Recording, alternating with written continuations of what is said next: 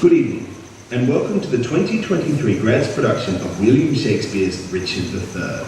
The cast and crew would like to acknowledge the traditional owners of the land that we are on today, the Wajak people of the Noongar Nation, and we would like to pay our respects to elders past, present, and emerging. We would also like to remind you that the use of flash photography is not allowed during this performance, and to please switch off or silence all mobile devices. Thank you, and please enjoy Richard III.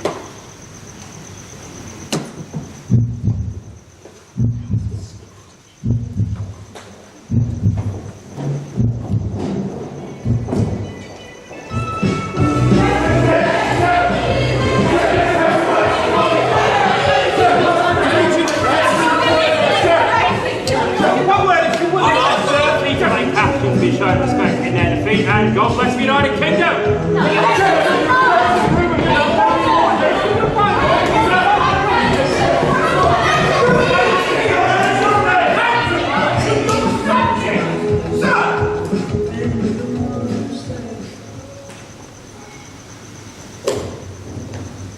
Now is the winter of our discontent made glorious summer by this sun of York. And all the clouds that lowered upon our house in the deep bosom of the ocean buried. Now are our brows bound with victorious wreaths, our bruised arms hung up for monuments, our stern alarums changed to merry meetings, our dreadful marches to delightful measures.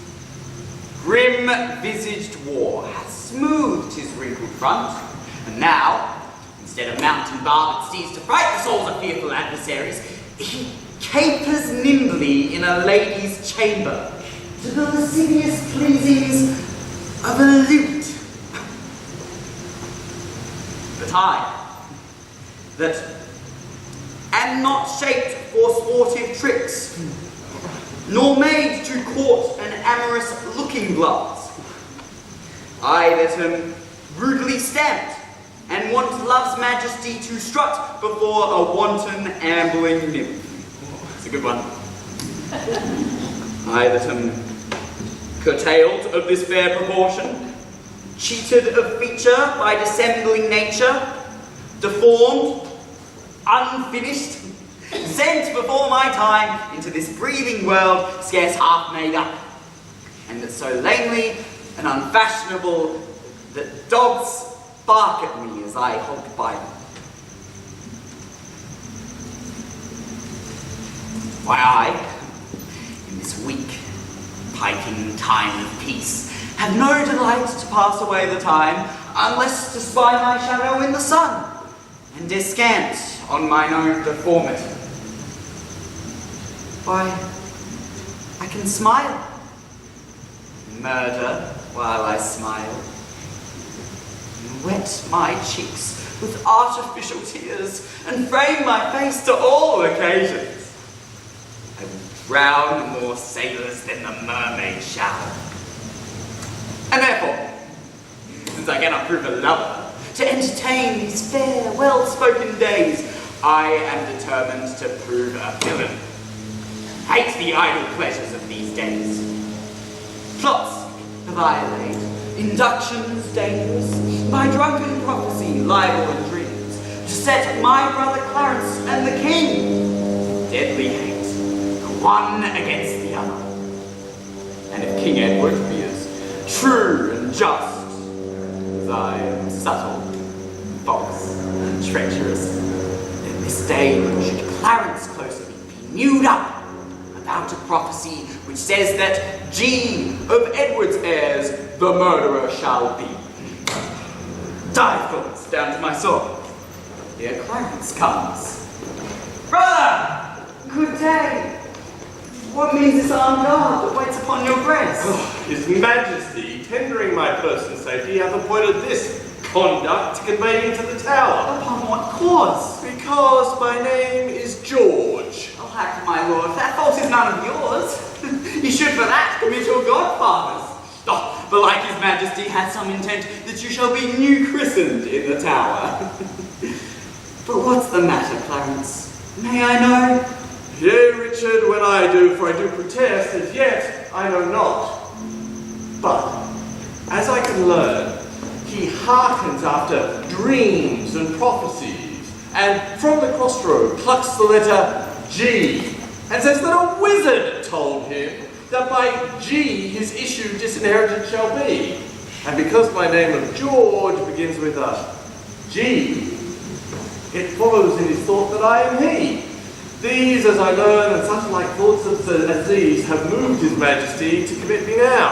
Why, this it is when men are ruled by women.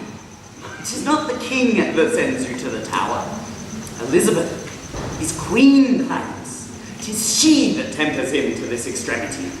Was it not her and that good man of worship, Earl Rivers, her brother there, made him send Lord Hastings to the tower, from whence this present day he is delivered? We are not safe, Clarence, we are not safe. I beseech your graces both to pardon me. His Majesty has straightly given in charge that no man shall have private conference of what degree soever with his brother. Even so, on to please your worship, Brackenbury, you may partake of anything we say. We speak no treason, man.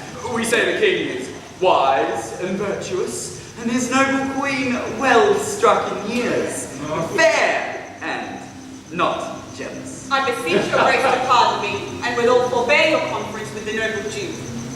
We know thy charge, Brackenbury. We will obey. We are the queen's abjects, and must obey. Brother, farewell. I will unto the king, and whatsoever charge you employ me in, be it to call King Edward's widow's sister, or but to enfranchise you. Meantime, this deep disgrace in brotherhood touches me deeper than you can imagine. I know it pleases neither of us well. Your imprisonment shall not be long. Meantime, have patience. I must. Perforce. Farewell.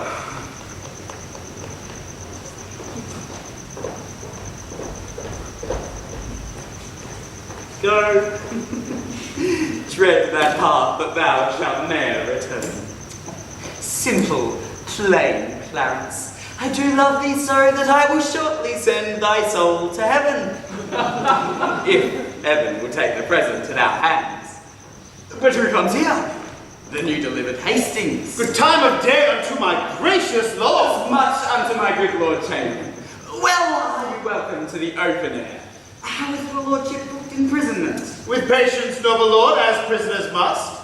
But I shall live, my lord, to give them thanks that were the cause of my imprisonment. No doubt, no doubt. And so shall Clarence too. For they that were your enemies are his, and have prevailed as much on him as you. Oh, no more pity that the eagle should be mewed while kites and buzzards pray at liberty. What news abroad? No news so bad abroad as this at home. The king is sickly, weak, and melancholy, and his physicians fear him mightily. Now by St. Paul, this news is bad indeed. He hath kept an evil diet long, and overmuch consumed his royal person. It is very grievous to be thought upon. What, is he in his bed? He is. Go you before him. I will follow you.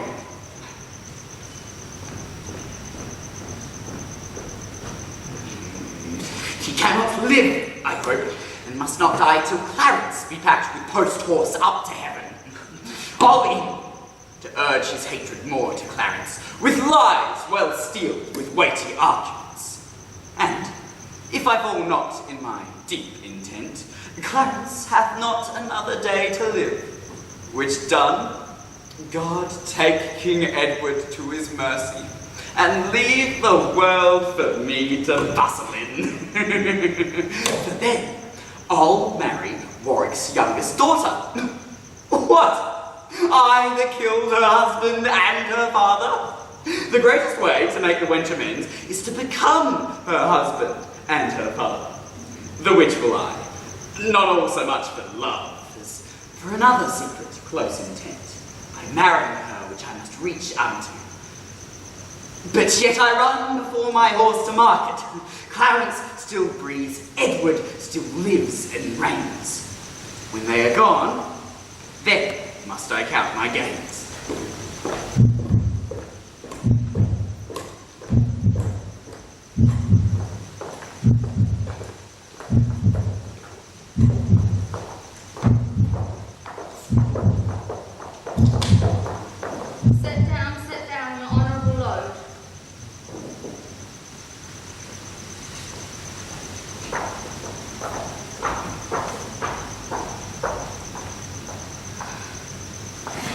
I may be shrouded in a hearse, whilst I a while obsequiously lament the untimely fall of virtuous Lancaster, porky old figure of a holy prince.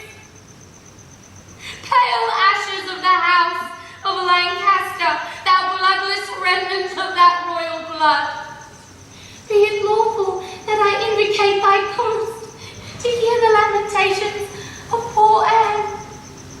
Lo, in these windows that let forth thy life, I pour the helpless balm of my poor eyes. Cursed be the hands that made these fatal holes. Cursed be the heart that had the heart to do it.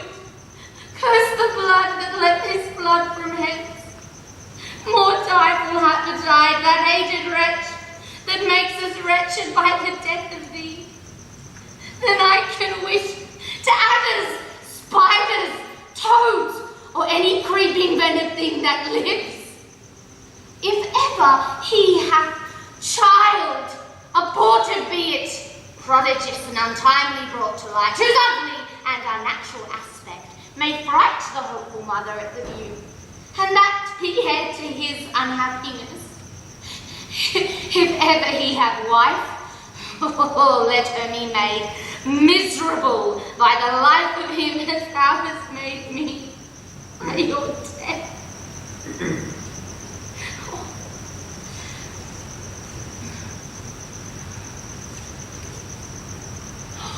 What black magician conjures up this fiend to stop devoted charitable deeds? Sweet saint, charity, be not so cursed. Foul devil, for God's sake, hence, and trouble us not, for thou hast made this happy earth a mine hell, filled it with cursing cries and deep exclaims. If thou delight to view thy heinous deeds, behold this pattern of thy butcheries. See, dead Edward's wounds open their congealed mouths and bleed afresh. Blush, thou lump of foul deformity, for 'tis thy presence that exhales this blood from cold and empty veins where no blood dwells. Thy deed, inhuman and unnatural, provokes this deluge most unnatural. God, which this blood made, revenge is dead. O earth, which this blood drinks, revenge is dead. Either heaven with lightning strike the murderer dead, or earth gape open wide and eat him quick, as thou dost swallow up this good prince's blood, which his hell-governed arm hath butchered. Lady, you know no rules of charity, which renders good for bad, blessings for curses. Villain, thou knowest no law of God or of man, no beast, no feast, but no some touch or pity. But I know none, and therefore am no beast. Oh, wonderful when the devil tells the truth. More wonderful when angels are so angry. Vouchsafe divine perfection of a woman, of these supposed evils, and give me leave by circumstance but to acquit myself. Thou canst make no excuse current, but to hang thyself. By such despair I should accuse myself. Didst thou not kill this prince? I grant ye, yea. Or dost thou grant me, hedgehog? Well, then may God grant me too. Thou mayst be damned for that wicked deed. He was gentle, mild, virtuous. The fitter for the King of Heaven that hath him. He is in heaven where thou shalt ne'er come. Let him thank me then, that holp to send him thither, for he was fitter for that place than earth. And thou unfit for any place but hell. But one place else, if you will hear me named. Some dungeon. Or bed's chamber. Ill rest betide the chamber where thou liest. So will it, madam, till I lie with you. I hope so. I know so. But, gentle Lady Anne, let's leave this keen encounter of ours. Is not the causer of the timeless death of your brave Prince Edward as blameful as the executioner? Thou art the cause and most accursed effect. Your beauty was the cause of that effect. Your beauty which did haunt me in my sleep to undertake the death of all the world, so I might live for 1 hour in your sweet bosom. If I thought that, I tell thee, homicide, these nails should rend that beauty from my cheeks. These eyes could never endure sweet beauty's wreck. You should not blemish it. If I stood by as all the world is cheered by the sun, so I by that. It is my day, my life. He that bereft thee, lady, of thy husband, did it to help thee to a better husband. His better doth not breathe upon the earth. He lives that loves thee better than he could. Oh, where is he? Here. Why dost thou strike me? Would it were mortal poison for thy sake?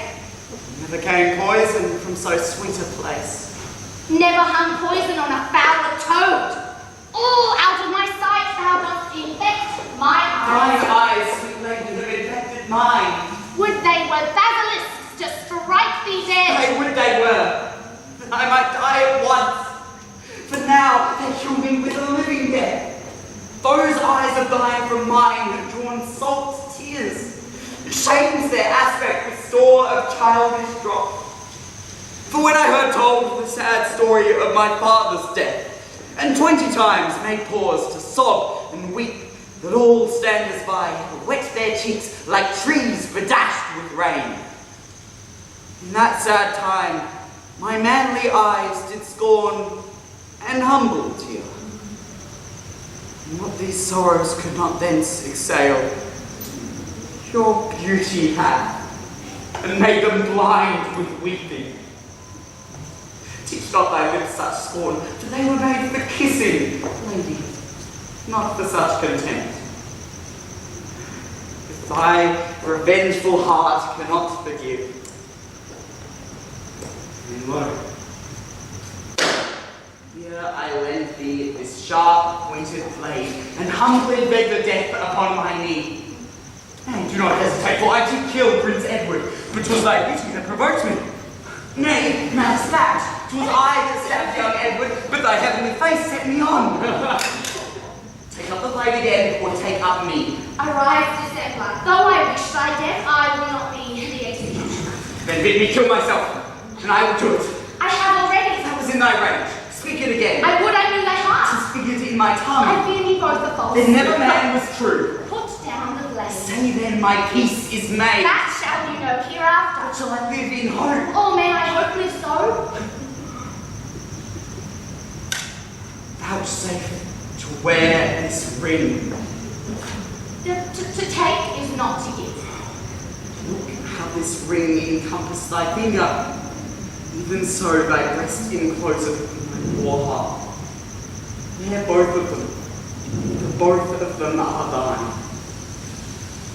And if this poor, devoted servant may but beg one favour at thy gracious hand, thou dost confirm his happiness forever.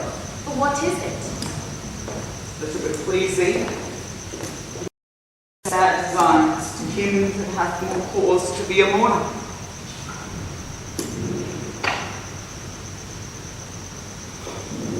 May I, with all expedient duty, see you? With all my heart, and much it joys me too, to see you are become so penitent. Bid me farewell. 'Tis more than you deserve. But since you teach me how to flatter you, imagine I have said farewell already.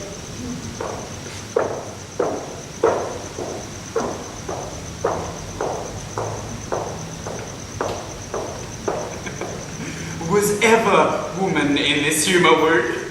Was ever woman in this humour what? I'll have her, but I'll not keep her long. What? I that killed her husband and his father, to take her in her heart's extremest hate, with curses in her mouth, tears in her eyes, the bleeding witness of her hatred by having God, her conscience, and these bars against me. And I, nothing to back my suit at all, but the plain devil and dissembling looks. And yet to win her, and all the world to nothing. I did mistake my person all the while. Upon my life, she finds, although I cannot, myself to be a marvellous, proper man. I'll be a charges for a looking glass, and entertain some score or two of tailors, to study fashions to adorn my body. Since I am kept in favour with myself, will maintain it with some little cost. But first, I'll turn yon fellow in his grave, and then return, lamenting to my love. Shine out, fair sun, till I have brought a glass, that I may see my shadow as I pass.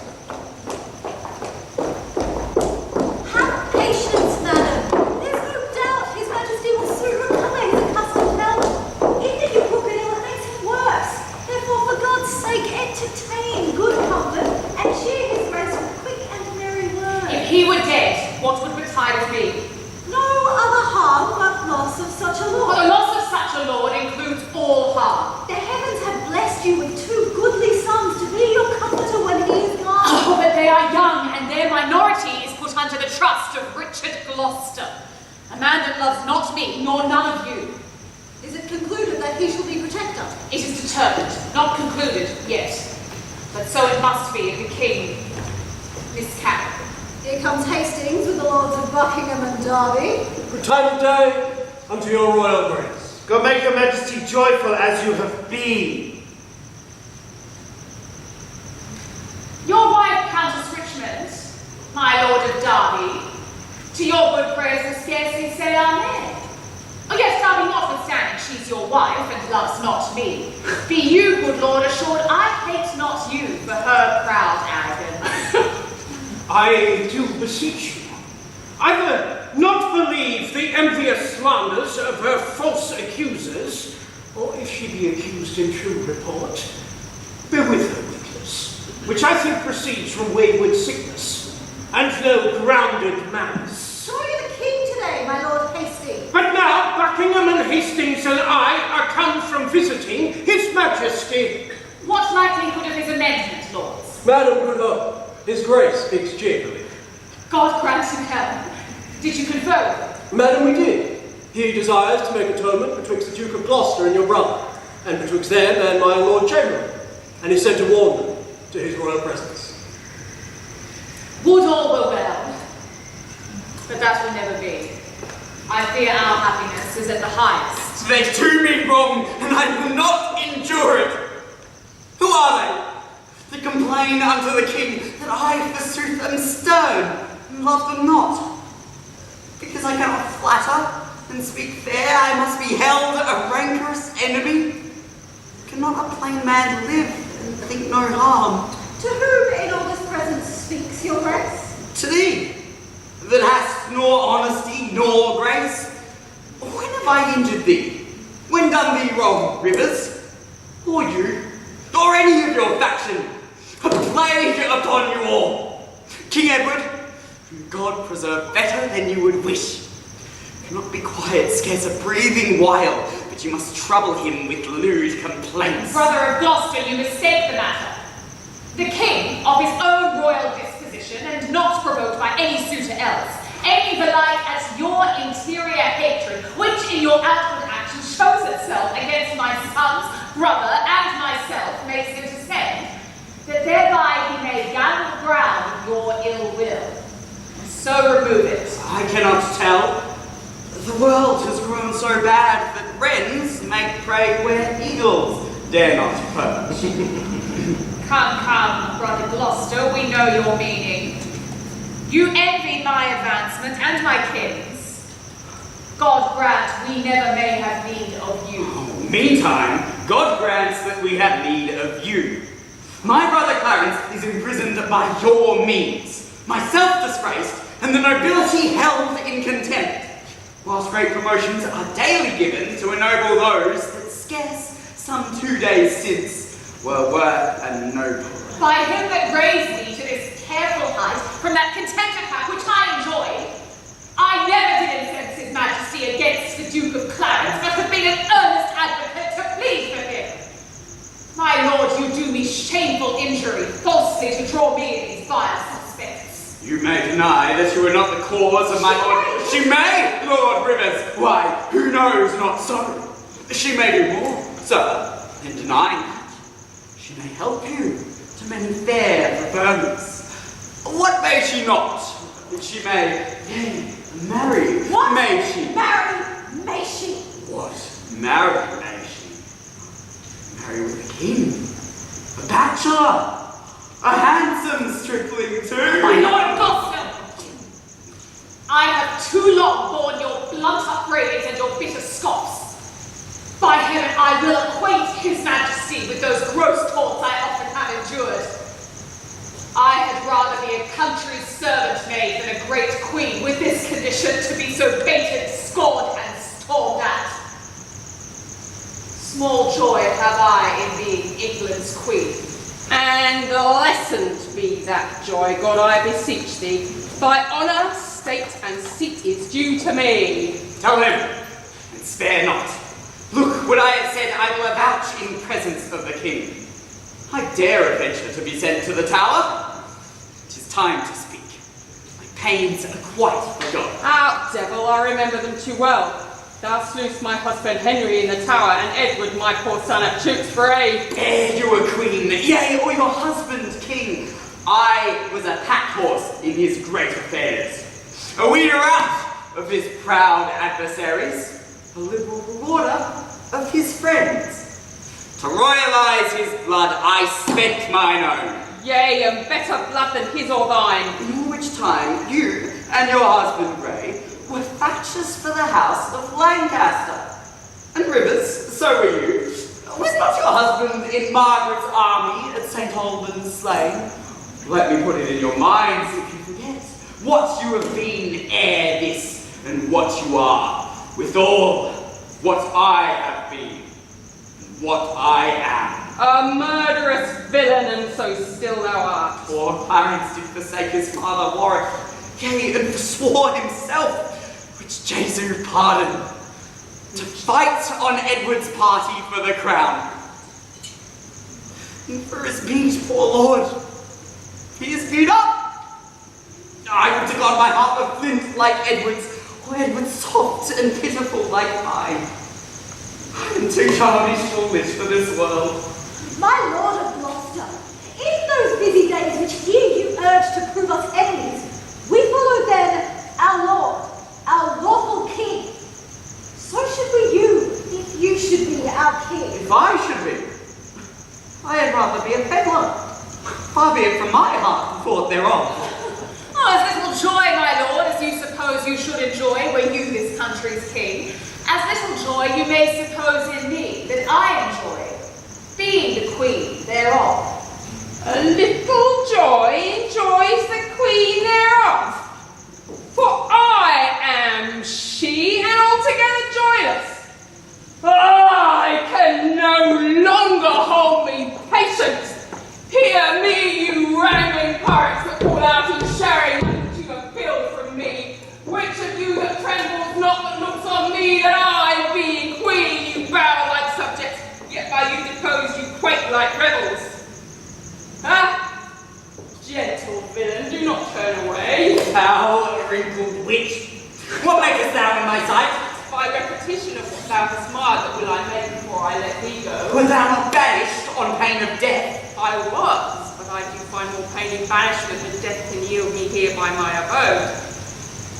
A husband and a son thou owest me, and now a kingdom, all of you allegiance. The sorrow that I have by right is yours, and all the pleasures you usurp are mine. Curse my noble father laid on thee. Without his crown, his warlike brows would paper. If I scorn, you rivers from his eyes. And then to dry them, gave us the Duke a cloth steeped in the blood of his son. Pretty rough.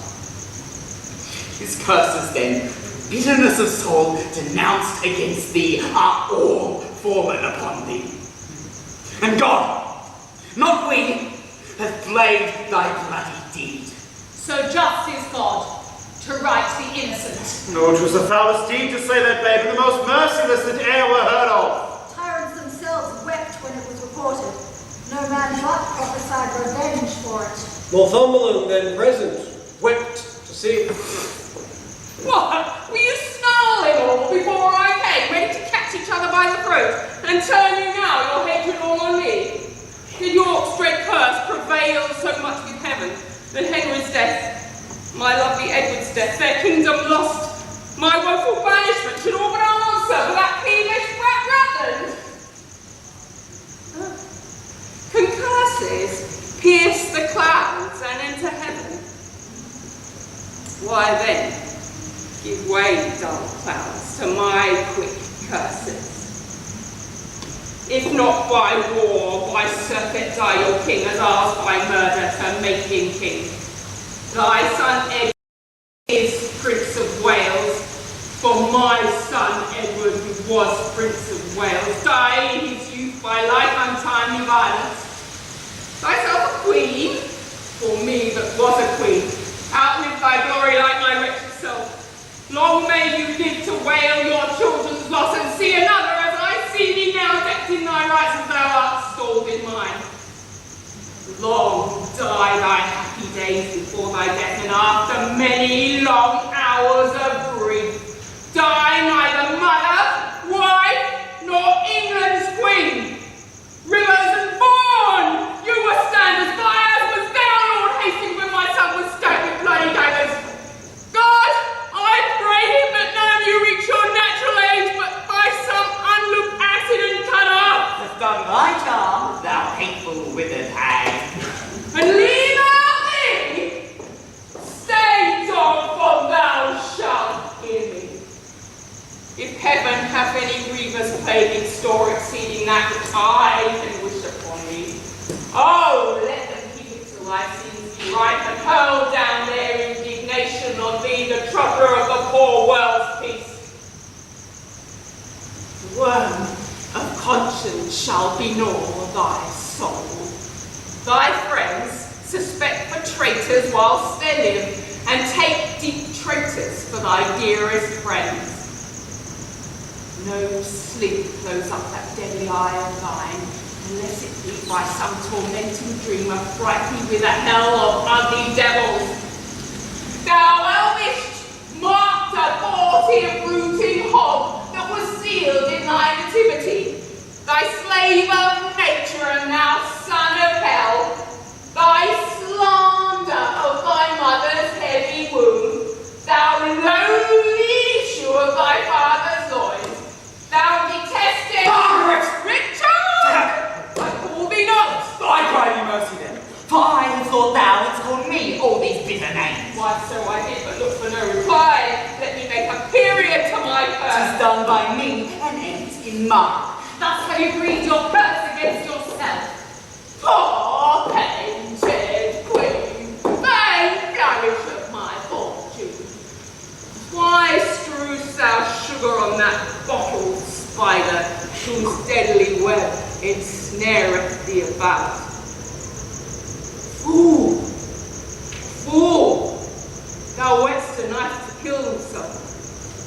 The day will come when you will wish for Margaret to help you cast that poisonous bunchback toad. False-boded woman, end thy frantic curses, lest to thy harm thou moves our patience. Foul shame upon you, you have all moved mine. Were you well served, you would be taught your duty. To serve me well, you should do me duty. Teach me to be your queen and you my subjects. Oh, serve me well and teach yourselves that duty. Dispute not with her, she is lunatic. Peace, Earl Rivers, thou art malapert, nor find you stamp of honour is scarce current. Oh, with your young nobility could judge what to lose it and be miserable. Those that stand high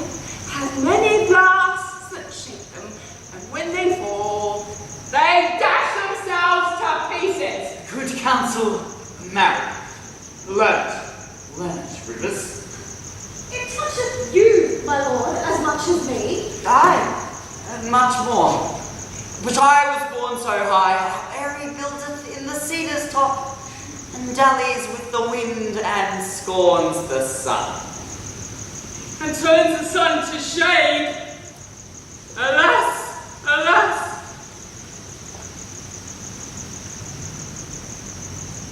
Witness my son, now in the shade of death, whose bright outshining beams like cloudy rock have in eternal darkness folding up. Now airy buildeth in our airy's nest. Oh God, thou seest, do not suffer it, as it was one with blood lost, be it so. Have done, for shame, if not for charity. And neither charity nor shame on me, uncharitably with me have ye dealt, and shamefully by you my hands are purchased. Charity is outrage like my shame, and in that sorrow lies my shame. Have done, have done. Oh, princely Buckingham, oh, kiss thy hand in sign of league amity with thee. Now fair before thee and my noble house, that garments are not spotted with our blood, nor thou within the compass of our curse. Oh, Buckingham, beware of yonder dog. Look, where he fawns, he bites, and when he bites, that venom tooth will rifle to the death. Have not to do with him, beware of him. Sin, death, and hell have set their marks upon him, and all the ministers attend on him. What doth she say, my lord of Buckingham? Nothing I respect, my gracious lord. What? Scorn me for my gentle counsel, and soothe the devil that I warn thee from. Oh, but remember this another day, when he will split your heart with very sorrow, and say poor Margaret was a prophetess. Live, each of you the subjects to his hate, and he to yours, and all of you to God's. My hair doth stand on end to hear her curses. So doth mine. I knew why she's at liberty. I cannot blame her. By God's holy mother, she hath had too much wrong, and I repent my part thereof that I have done to her. I never did her any, to my knowledge.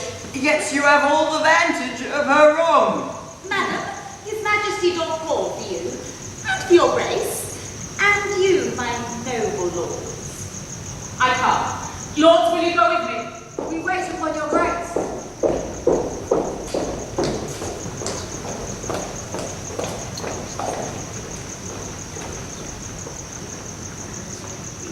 I do the wrong, and first begin to brawl. The secret mischiefs that I have set abroach, I lay under the grievous charge of others.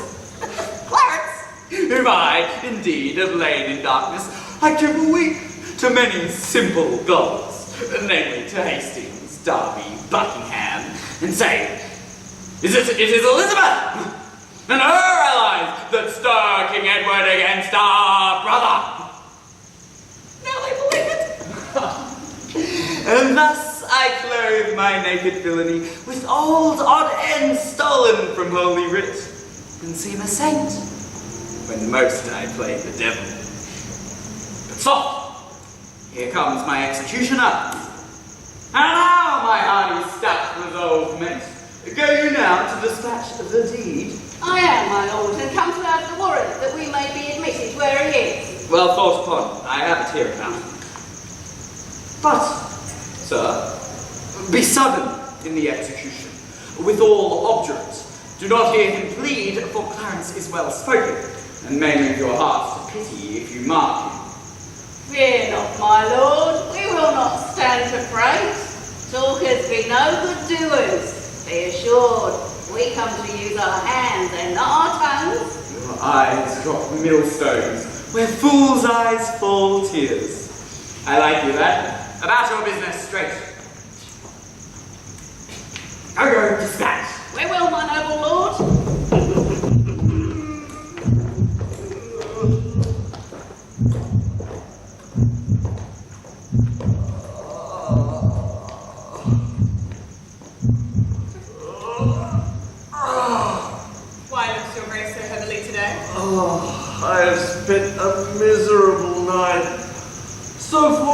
ugly sights of ghastly dreams that, as I am a Christian faithful man, I would not spend another such a night, though 'twere to buy a world of happy days. So full of dismal terror was the time. What was your dream? I long to hear you tell it. Methought I had broken from the tower and was embarked across to Burgundy. Oh, and in my company, my brother Richard, who, from my cabin, tempted me to walk upon the hatches. As we paced along the giddy footing of the hatches, we thought that Gloucester stumbled, and in falling struck me that thought to stay him overboard into the tumbling billows of the main. Oh Lord, methought what pain it was to drown, what dreadful noise of water in my ears, what ugly sights of death within my eyes. I thought I saw 1,000 fearful wrecks, 10,000 men that fishers gnawed upon, wedges of gold, great anchors, heaps of pearl, inestimable stones, unvalued jewels, all scattered in the bottom of the sea. Some lay in dead men's skulls, and in those holes where eyes did once inhabit, there were crept, as 'twere in scorn of eyes, reflecting gems that wooed the slimy bottom of the deep and mocked the dead bones that lay scattered by. Had you such leisure in a time of death to gaze upon the secrets of the deep? Methought I had. And often did I strive to yield the ghost, but still the envious flood kept in my soul and would not let it forth to seek the vast, empty, wandering air, but smothered it in my panting bulk, which almost burst to belch it in the sea. Went you not with this sore agony? No, my dream was lengthened after life. Oh, then began the tempest to my soul, which passed with all the melancholy flood. With that grim ferryman, the poet's ride over into the kingdom of perpetual night. Oh, with that, methought, a legion of foul fiends environed me about and howled in my ears such hideous cries that, with the very noise, I trembling wait. For a season after, I could not believe but that I was in hell. Such terrible impression made the dream. No marvel, my lord. Though it have frightened you, I promise I am afraid to hear you tell it. Oh, Brackenbury, I've done those things that now bear witness against my soul. For Edward's sake, and see how he requites me. Oh, God! If my deep prayers cannot appease thee, but thou wilt be avenged on my misdeeds, yet execute thy wrath in me alone. Spare my guiltless wife and poor children. Oh, I pray thee, gentle keeper, stay by me. My soul is heavy, and I fain would sleep. Oh. Well, my lord, God give your grace good rest.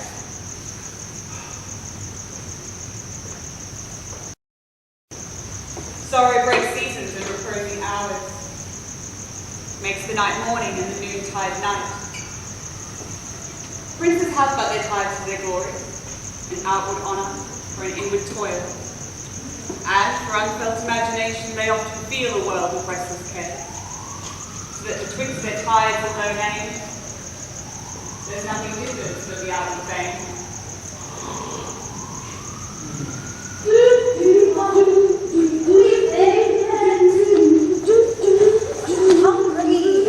Come on, much further. More stairs. See, where's a ton?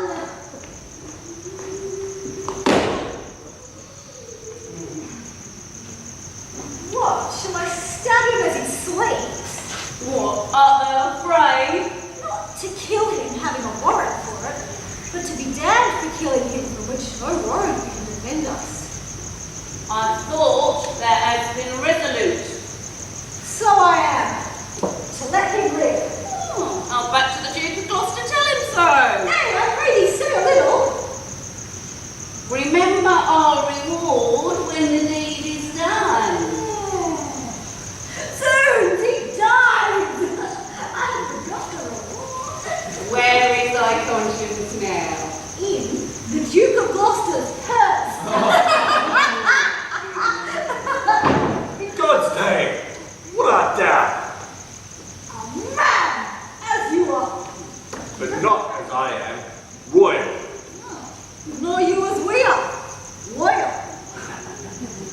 sent you hither? Wherefore have you come? To murder me! Wherein, friends, have I offended you? Oh, offended us have you not, my lord. Perhaps the king. If you love my brother, hate not me.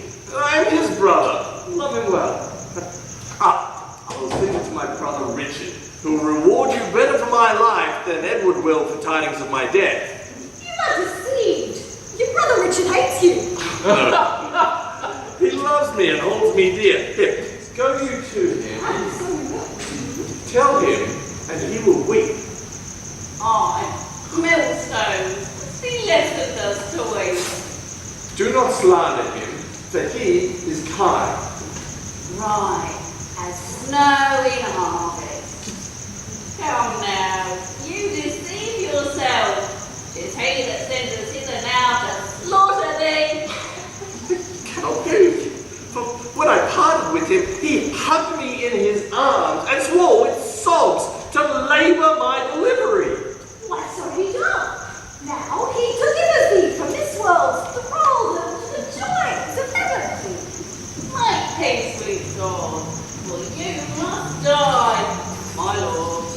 Hast thou that holy feeling in thy soul to counsel me to make my peace with God? And art thou yet to thy own soul so blind that thou wilt war with God by murdering me? Sirs, consider. He that set you on to do this deed will hate you for the deed. What shall we do? Relent and save your souls. Which of you, were you a prince's son, being pent from liberty as I am, if two murderers, as yourselves, came to you, would not entreat for life, as you would beg were you in my distress? Relent? No, 'tis cowardly and womanish. Not to relent. It is beastly, savage, devilish. My friend, I spy some pity in thine eye. If thine eye be not a flatterer, come thou on my side, entreat for me, as you would beg, were you in my distress. A begging prayer to a beggar pities not. Look behind you, take all that!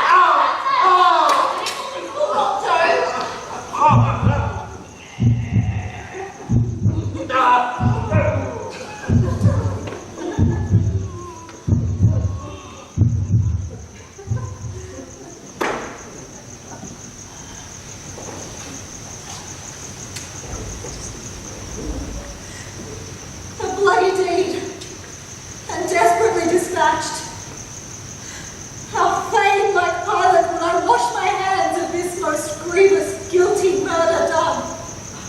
How now? What mean'st thou that thou helpst me not? By heavens, the Duke shall know how slack thou art. I would he knew that I had saved his brother. Take thou the be and tell him what I say, for I repent me that the Duke is slain.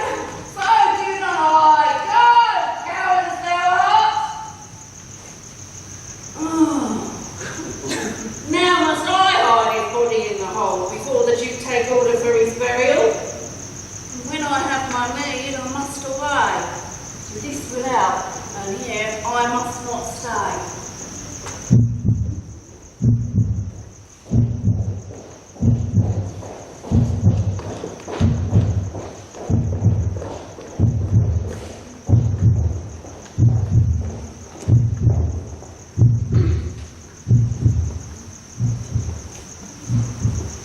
Why? So now I have done a good day's work. You peers, continue this united league. I every day expect an embassage from my Redeemer to redeem me hence. Now, in peace, shall my soul depart to heaven, since I have set my friends at peace on earth.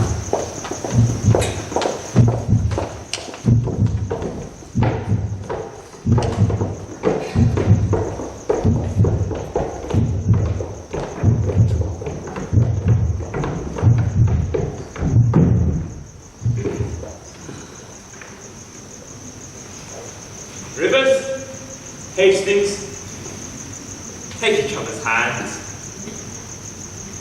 heaven, my heart is purged from grudging hate, and with my hand I seal my true heart's love. So thrive I, as I truly swear the like. Dissemble not your hatred. Swear your love.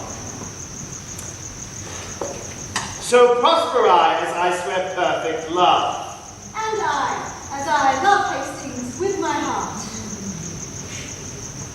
Yourself are not exempt in this, madam, nor you, Sir Thomas Vaughan, no, nor you. You have been factious, one against the other.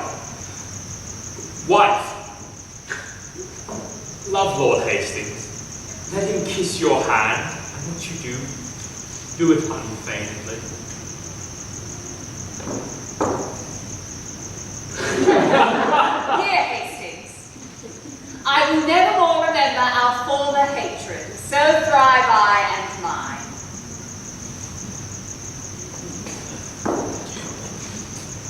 And so swear I, my lord.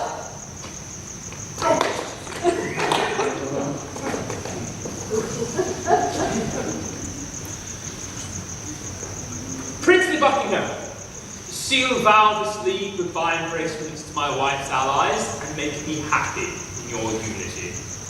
Whenever Buckingham doth turn his hate on you or yours, God punish him. With hate in those where I expect most love. When I have most need to employ a friend, and be most assured that he is a friend. Deep, hollow, treacherous, and full of guile be he unto me. This do I beg of God, when I am cold in zeal to yours. A pleasing cordial, Princely Buckingham. Is this my vow unto my sickly heart? There wanteth our brother Richard here to make a perfect hearing of his peace. And in good time, here comes noble Gloucester. Good morrow to my sovereign king and queen, and princely peers, a happy time of day. Happy indeed, brother. And as we spent the day, we've done deeds of charity, made peace, enmity, fair love of hate. 'Tis death to thee to be as enmity. I hate it, and desire all good men's love. First, madam, I entreat true peace of you, which I will purchase with my duteous service. Of you, my noble cousin Buckingham, if ever any grudge were lodged between us. Glorious of you. And your born of you, that without desert have frowned on me. Dukes, earls, lords, and gentlemen, indeed of all, there is no Englishman alive to whom my soul is at any jot of odds more than the infant that is born tonight. I thank my God for my humility. A holy day shall this be kept hereafter. I would to God all strifes were well compounded. My sovereign liege, I do beseech your majesty to take your brother Clarence to your breast. Why, madam, my offered love for this, to be so doubted in this royal presence? Who knows not that the noble Duke is dead? Who knows not he is dead? Who knows he is? Oh, see, heaven, what a world is this? Is Clarence dead?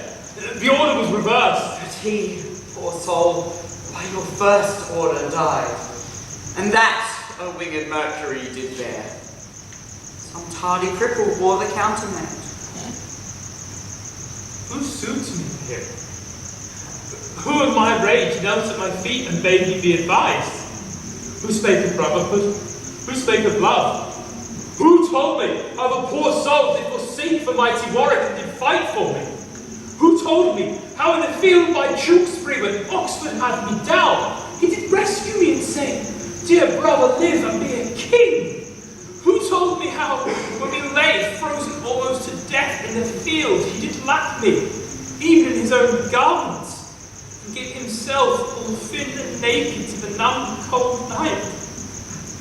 All this from my remembrance, brutish wrath sits for the clock, and not a man of you had so much graces to put it in my mind. For my brother, not a man would speak, nor I, ungracious soul, would speak unto myself for him. Poor soul, the proudest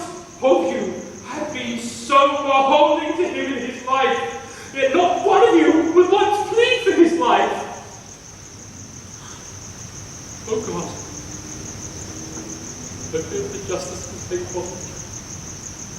for me, and you, and mine, and yours. Come, Hastings! Help me to my closet.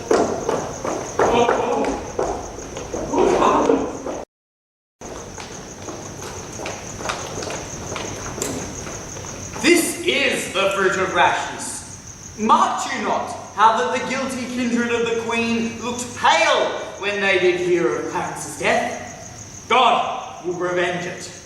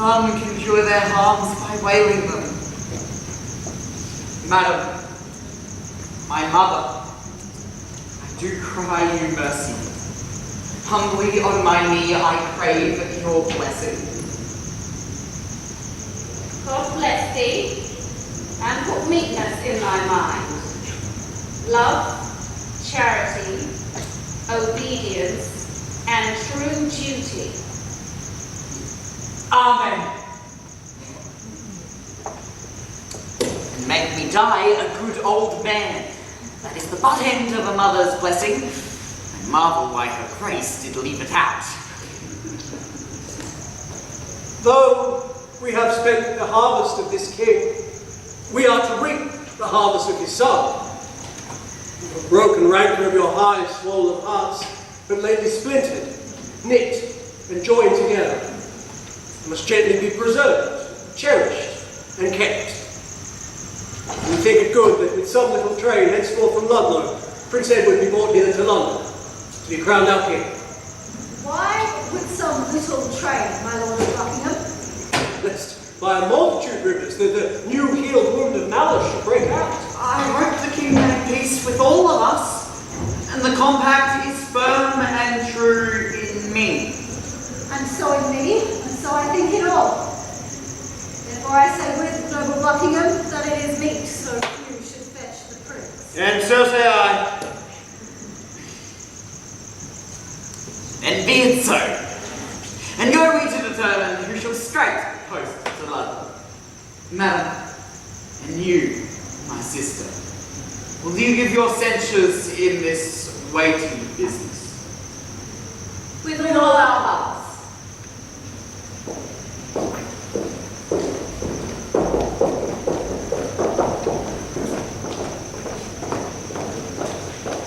Well, whoever journeys to the prince, for God's sake, let not us to be behind. For by the way, our sought occasion is indexed to the story we late talked on, to part the queen's proud kindred from the prince. My other self, my oracle, my prophet, my dear cousin Buckingham. I, like a child, will go by thy direction. Towards Ludlow, then, or will not stay behind.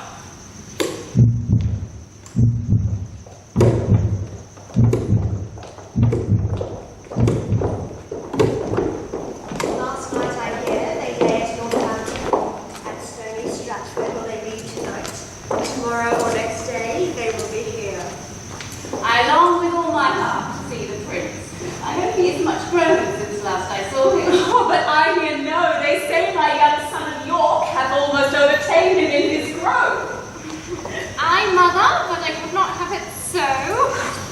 Why, my young cousin, it is good to grow. Grandad, one night as we did sit at supper, my Uncle Rivers talked how I'd grown more than my brother. I quote my Uncle Gloucester. Small herbs have grace, great weeds do grow apace.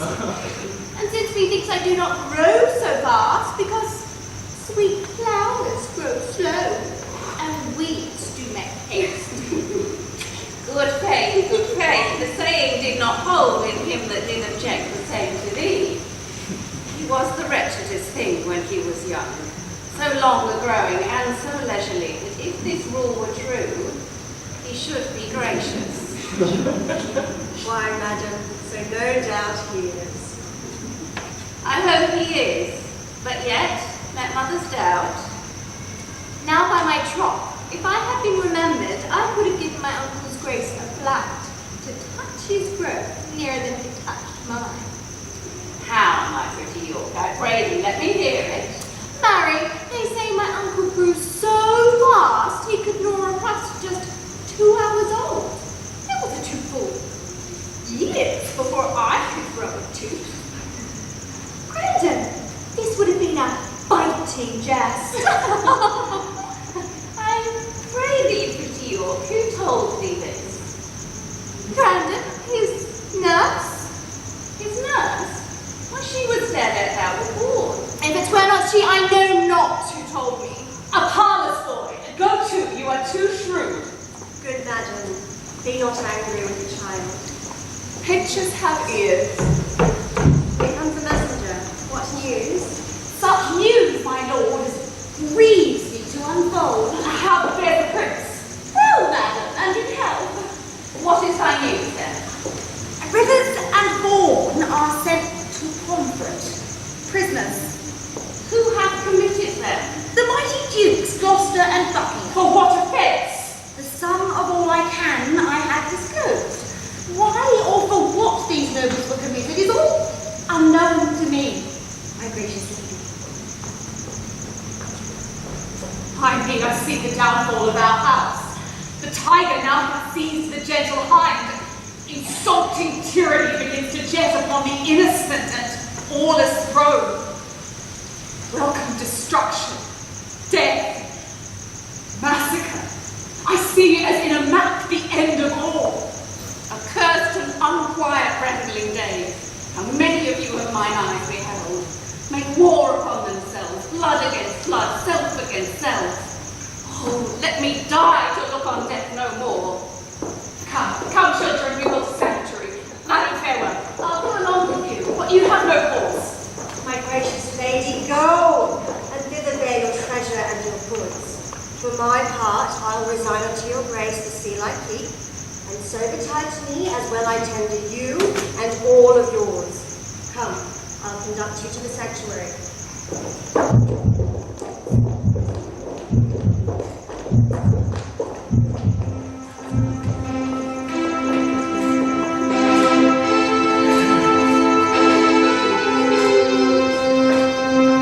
Welcome, sweet prince, to London, to your capital. Welcome, dear nephew. My thoughts, sovereign. The weary way has made you melancholy. I want more uncles here to welcome me. Those uncles which you want were dangerous. Your grace attended to their sugared words, looked not on the poison in their hearts. God keep you from them, and from such false friends. God keep me from false friends, but they were none. My lord, the Lord Mayor comes to greet you. God bless your grace with health and happy days. Thank you, good my lord, and thank you all. Oh, I thought my mother and brother York would long ere this have met us on the way. Fie, what a sluggish Hastings that he comes not to tell us whether they will come or no. Oh, in good time. Here comes the sweating lord. Welcome, my lord. What will our mother come? Of what the cause is, God he knows not I. The Queen your mother and your brother York have claimed sanctuary. The tender prince had fain to come with me to meet your brother, but by his mother was perforce withheld. Oh, what an indirect and peevish cause this is of hers. Bishop, will your grace persuade the Queen to send the Duke of York under his princely brother presently? Oh, yes. No. She deny Hastings, go with him, and from her jealous arms pluck him perforce. My noble Lord of Buckingham, if my weak oratory can from his mother win the Prince of York and not expect him hither. But if she be obdurate to mild entreaties, God in heaven forbid we should infringe upon that holy duty of blessed sanctuary. Not for all this land would I be guilty of so deep a sin. You are too senseless obstinate, my lord. Too ceremonious and traditional. Weigh it, but with the grossness of his age. You break not sanctuary in seizing him. The benefit thereof is always granted to those whose dealing or those who have the wit to claim the place. This young prince hath neither claimed it nor deserved it, and therefore, in mine opinion, cannot have it. Thus, taking it from thence that is not there, you break no privilege nor charter there. Say, Uncle Gloucester, if our brother come, where shall we sojourn till our coronation? If I may counsel you, some day or two, your highness shall welcome you at the Tower. I do not like the Tower of any place! Did Julius Caesar build that place, my lord? He did, my gracious lord, begin that place, which since succeeding ages have re-edified. And my lord, is it upon record or else reported successively from age to age he built it? Upon record, my gracious prince. But say, my lord, methinks, whether the truth not upon record, the truth should live from age to age. As for retell to all posterity, even to the general all-ending day. So wise, so young, they say, do never live long. What say ye, uncle? I say, without characters, fame lives long. That Julius Caesar was a famous man, with what his valour did enrich his wit. His wit set down to make his valour live. Death makes no conquest of his conqueror. So now he lives in fame, though not in life. I'll tell you what, my cousin Buckingham. What? My gracious lord. And if I live until I be a man, I'll win our ancient right in France again. Or else die as soldiers, I live the king. Short summers likely have a spring. Oh, any time, here comes the Duke of York. Richard of York! How fares our loving brother? Well, my dread lord, so must I call you now? I, brother, to our grief, as it is yours. Too late he died that might have kept that title, which by his death hath lost much majesty. How fares our noble Lord of York.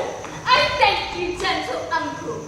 Oh, my lord, you said that idle weeds grow fast. The prince, my brother, hath outgrown me far. He hath, my lord. And therefore is he idle? Oh, my fair cousin, I must not say so. Then is he more beholding to you than I? He may command me as my sovereign, but you have power in me as in a kinsman. Why would you have my weapon, little lord? Because that I am with you, like an ape. I think you should bear me on your shoulders. With what a sharp provided wit he reasons. To mitigate the scorn he gives his uncle, he prettily and aptly taunts himself. So cunning, and so young.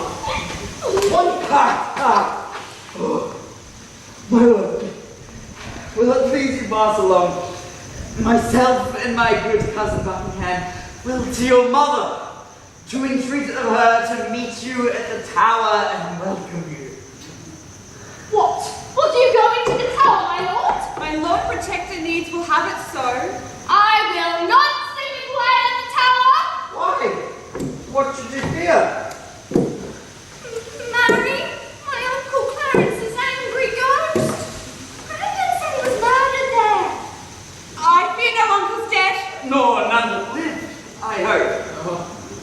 And if they live, I hope I need not fear. But come, my lord, with a heavy heart, thinking on them, go I into the tower.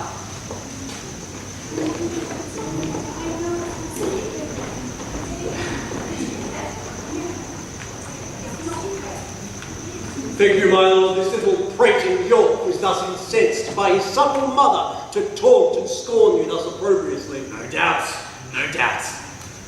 Tis a parlous boy, bold, quick, ingenious, forward, capable. He is all the mothers, top to toe. Well, let them rest. Come to the Catesby. It's not an easy matter to make Lord Hastings of our mind to install this noble duke in the seat royal of this famous isle. He is his father's son, so he is not one to vote against the prince. What thinkst thou then of the Earl of Derby? He will do all in all as Hastings does. Well, no more but this. Go, gentle Catesby, and as it were far off, sound thou Lord Hastings, how doth he stand effective to our purpose, and summon him tomorrow to the tower, to sit about the coronation. Commend me to Hastings. Tell him, Catesby, his ancient knot of dangerous adversaries, tomorrow I'll let blood at Pomfret Castle. Bid my friend, for joy of this good news. Go, Catesby, effect this business sound. My good lord's word, with all the haste I go. Shall we hear from you, Catesby, ere we sleep? You shall, my lords. I go. Now, my lord, what shall we do if we perceive Lord Hastings will not yield to our compliments? Chop off his head. Something we shall determine. And look you when I am pleased. Claim now of me the earldom of Hereford, and the movables whereof the king and my brother stood possessed. I'll claim that promise at your grace's hand. To have it yielded with all willingness. Come, let us sup betimes, that afterwards we may digest our complots in some form.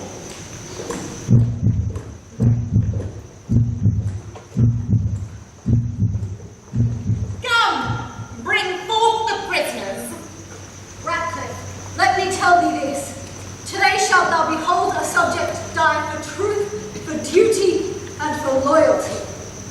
God keep the prince from all the pack of you, and not you are damned blood suckers. You live that shall cry woe for this hereafter. Oh, despair. The limit of your lives is out. Oh, Pomfret, oh thou bloody prison, fatal and ominous to noble peers. Within the guilty closure of thy walls, Richard II here was hacked to death. And for more slander to thy dismal seat, we give thee up our guiltless blood to drink. And now Margaret's curse has fallen upon our heads for standing by when Richard stabbed her son. Then cursed she Hastings. Then cursed she Buckingham. Then cursed she Richard. Oh, remember, God, to hear her prayers for them as now for us. And for my sister and her princely sons, be satisfied, dear God, with our true blood, which, as thou knowest, unjustly must be spilt. Make haste! The hour of death is expiate. Come forward, let us all embrace and take our leave until we meet in heaven.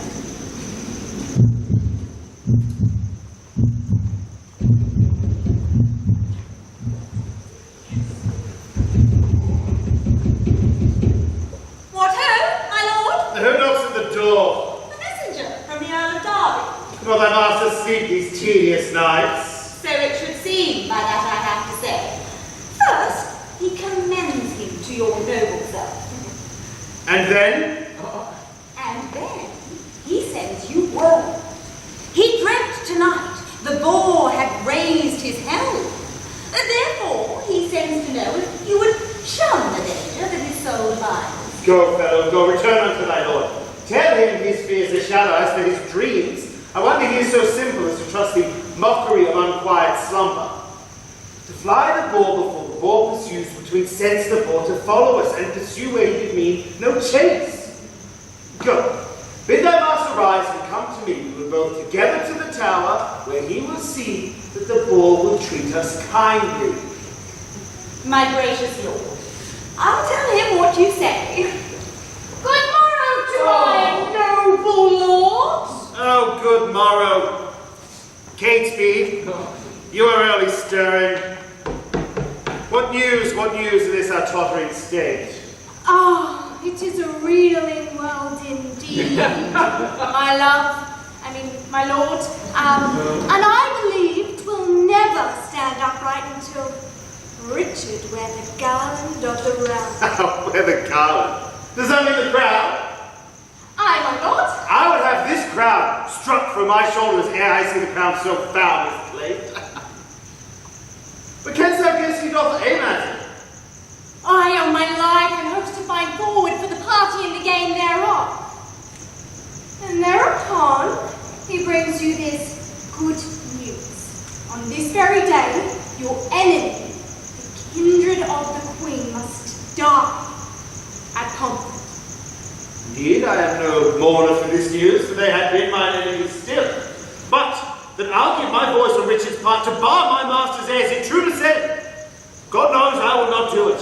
To the death. God keep you in that gracious mind. Come on, where's your horse, fear man? Fear you the boar? And go so unprovided? My lord, morrow, good morrow, Catesby.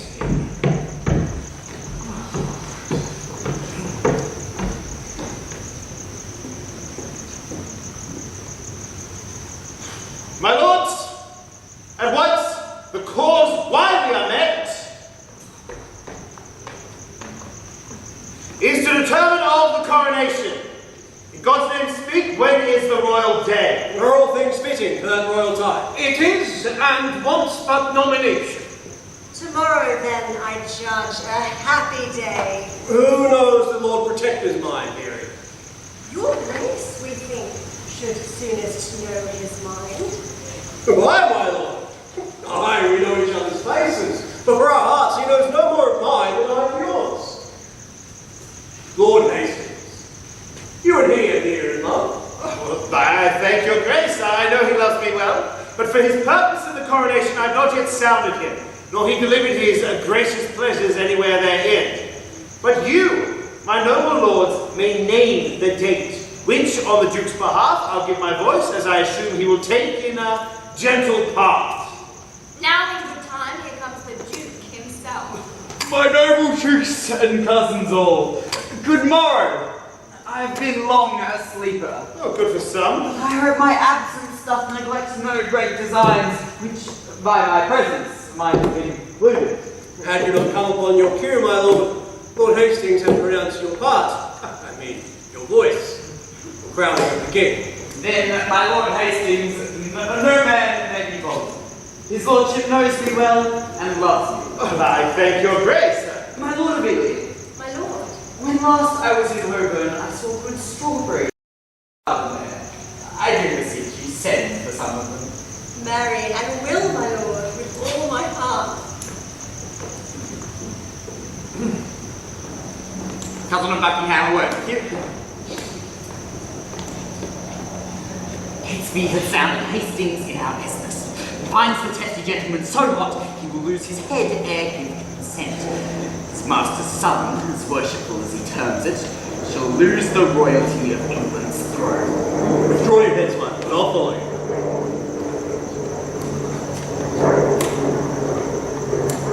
We have not yet set down the day of triumph.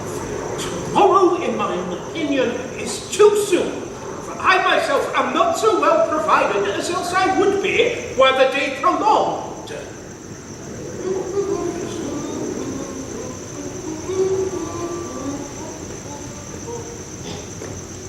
Where is my Lord Protector? I have sent for these strawberries. Well, his grace looks cheerfully and smooth today.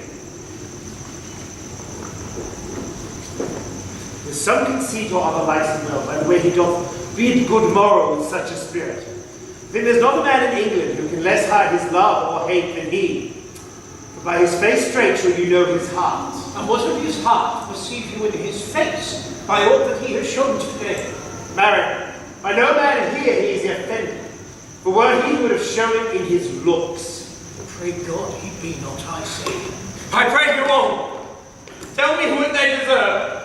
To conspire my death with devilish plots of damned witchcraft, and prevailed upon my body with their hellish charms. I say, my lord, they have deserved death. Be your eyes the witness of this ill. See how I am bewitched. Behold, mine arm is like a blasted sapling. Wither up!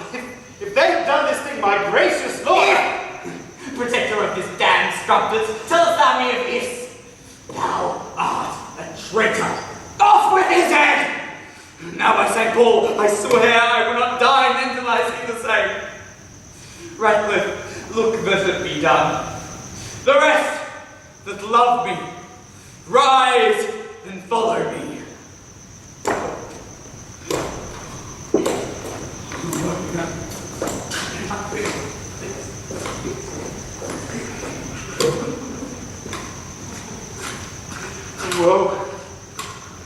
Woe for England, no wit for me, for I thought might have prevented this.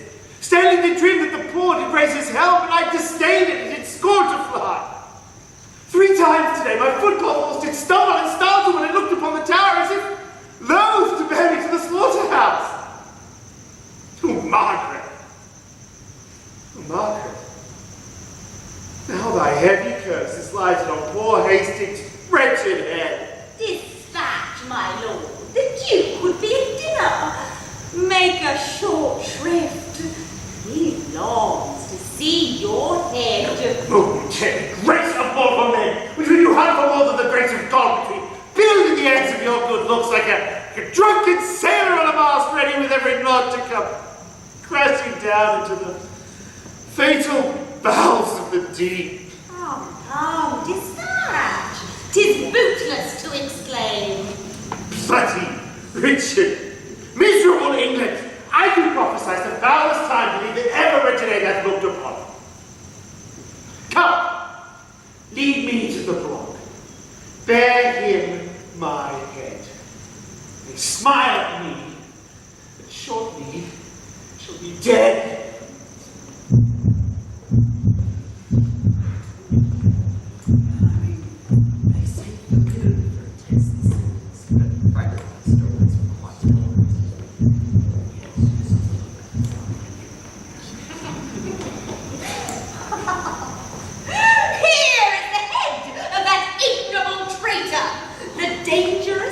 Unsuspected Hastings. Yeah. I loved the man, I must say. I took him for the plainest, simplest creature that lived on this earth, a Christian. Made him my book wherein my soul recorded the secret histories of all our thoughts. So smooth he dogged his vice with show of virtue. He lived from all, a tander of suspect. Well, he was the covert and sheltered traitor that ever lived. Would you imagine, or almost believe, were it not by great preservation, we tell you, Hastings, the subtle traitor, had this day plotted in the council house to murder me and my good Lord of Gloucester. What? Are we so? What? Think you we are Turks or infidels? Or that we would, against the form of law, proceed thus rashly to the villain's death? Or that the extreme peril of the case, the peace of England, and our person's safety enforced us to this execution? Oh, now, fair before you, he deserved his death, and doubt you not, but I'll acquaint our duteous citizens with all your fair proceedings in this matter.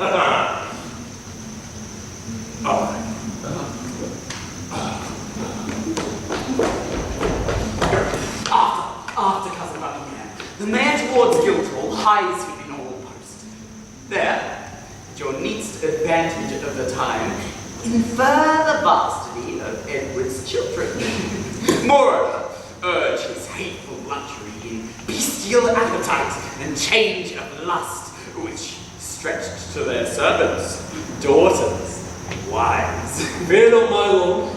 I'll play the orator as if the golden fee for which I plead were for myself. And so, I go. And my lord, towards 3 or 4 o'clock, look for news at the Guildhall affords. Within the hour, gentle Buckingham. Ratcliffe. My lord. Give notice no manner of person at any time have recourse unto your conscience.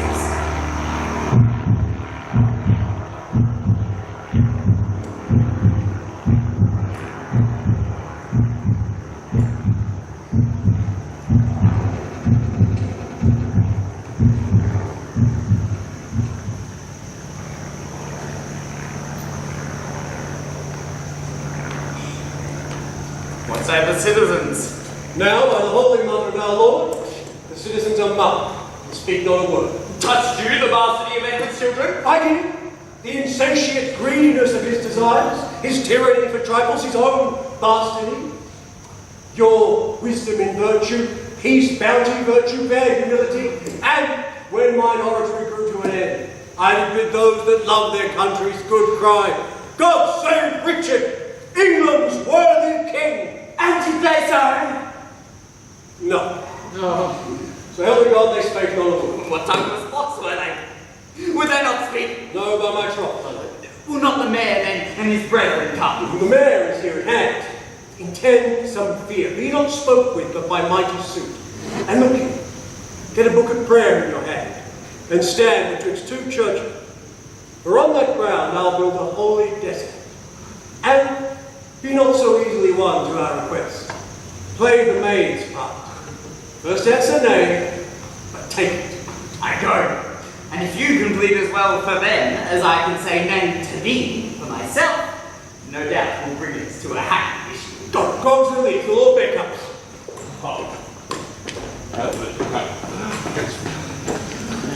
Welcome, my lord. I dance attendance here, but I fear the Duke will not be spoke withal. But here comes his servant. How now, Catesby? What says he? My lords, he doth entreat you to visit him tomorrow or next day. He is within 2 right reverend fathers, divinely bent to meditation, and no worldly suit would he be so moved to draw him from this holy exercise. Return to him, Catesby, and tell him myself, the mayor and citizens are come to have some conference with his grace. Oh, tell him what you say, my lord. My lord, Richard is not King Edward. He is not lolling on a lewd love bed, but on his knees at meditation. He is not dallying with a brace of courtesans, but meditating with two deep divines, not sleeping to engross his idle body, but praying to enrich his watchful soul. Happy were England would this gracious prince take on himself the sovereignty thereof, but I fear we shall ne'er win him to it. Married? God forbid he should say a stay! I fear he shall. Oh. Here comes Shakespeare. How now, what says his grace? He wonders to what end you have assembled such troops of citizens to speak with him. He fears you mean no good. Oh, they come in perfect love to him. And so once more, gentle Shakespeare, return and tell his grace. I go. When holy and devout religious men are at their beads, 'tis hard to draw them hence. So sweet is zealous contemplation. See where he stands between two clergymen. Two props of virtue for a Christian prince to stay him from the fall of vanity. And see, a book of prayer in his hand, true ornament to know a holy man.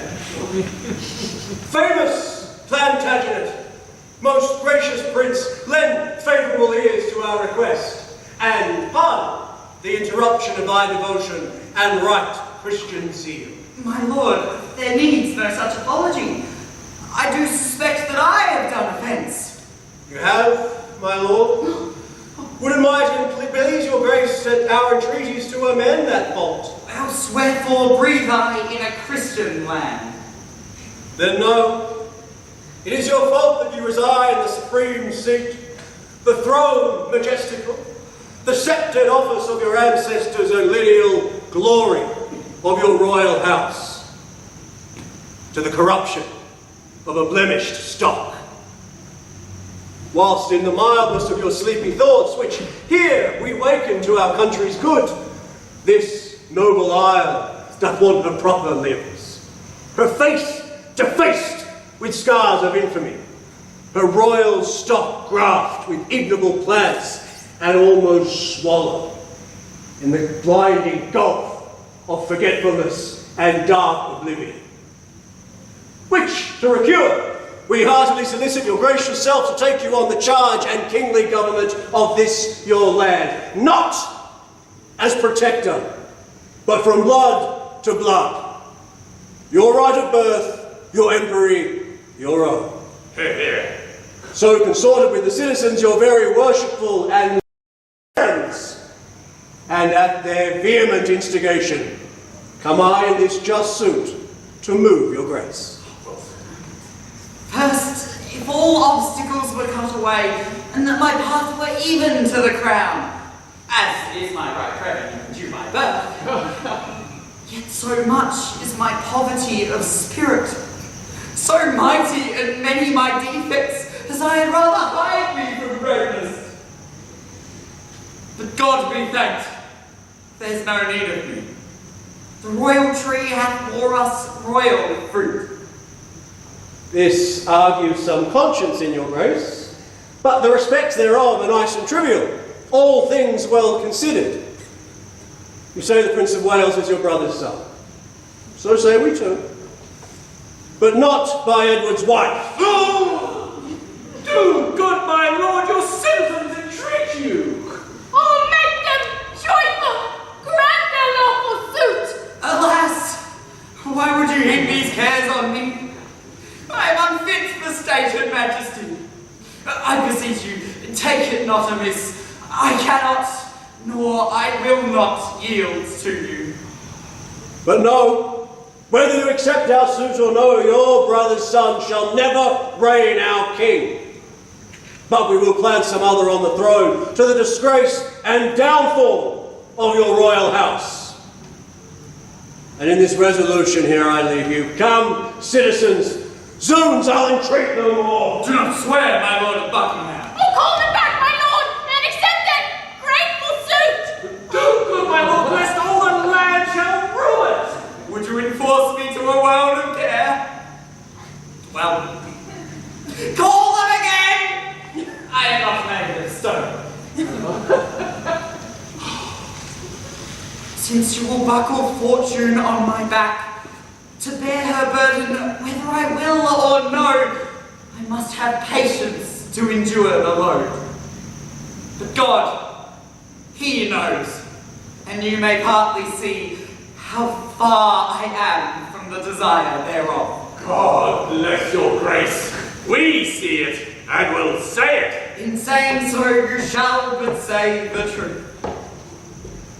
And so, in this kingly title, I salute you. God save King Richard, England's worthy king! Amen! Amen! Amen! Tomorrow, will it please you to be crowned? Even when you please, since you will have it so. Tomorrow, then, we will attend your grace, and so, most joyfully, we take our leave. Come, let us to our holy task again. Farewell, my cousin. Farewell, gentle friends.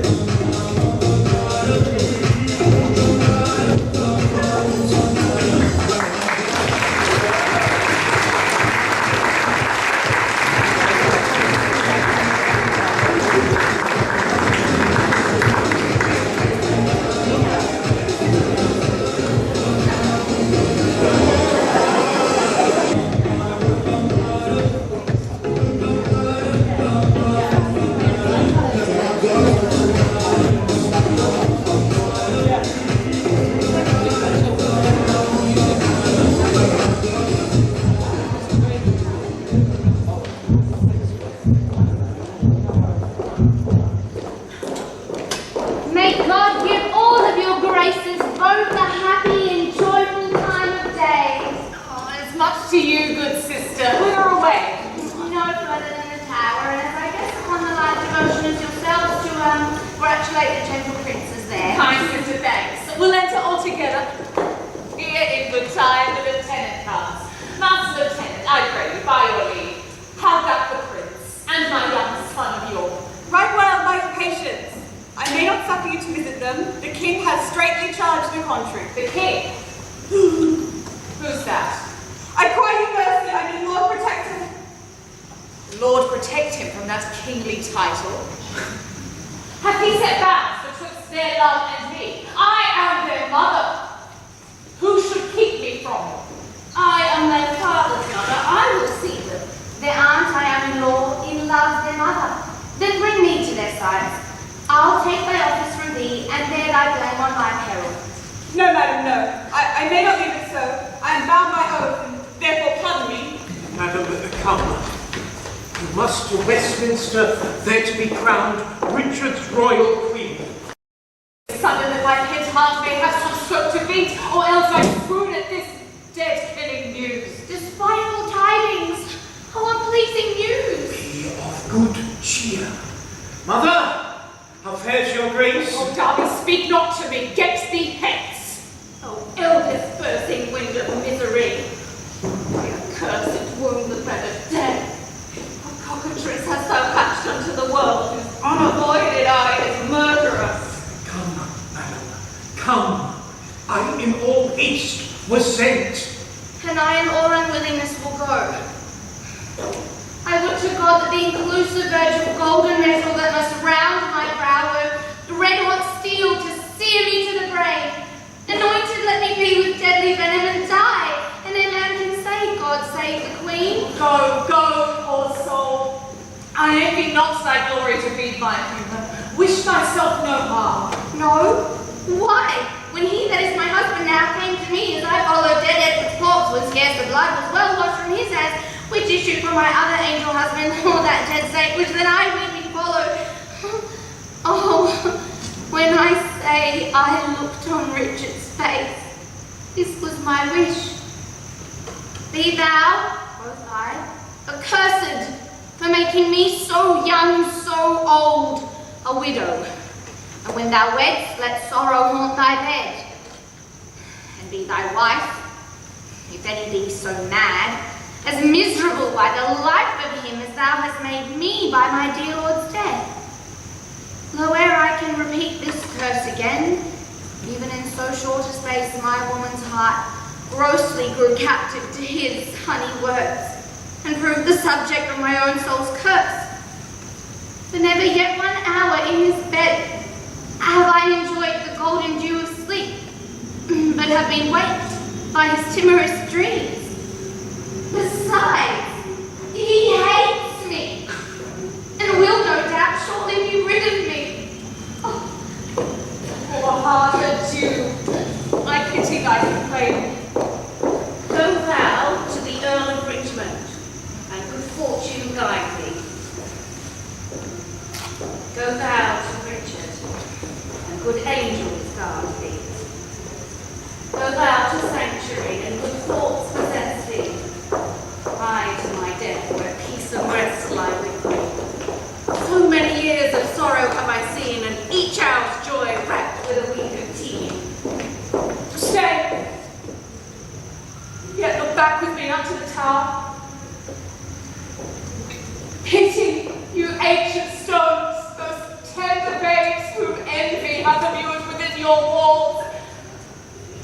Rough cradle for such little pretty ones. Rude, ragged nurse, use my babies well. So foolish sorrow bids your stones farewell.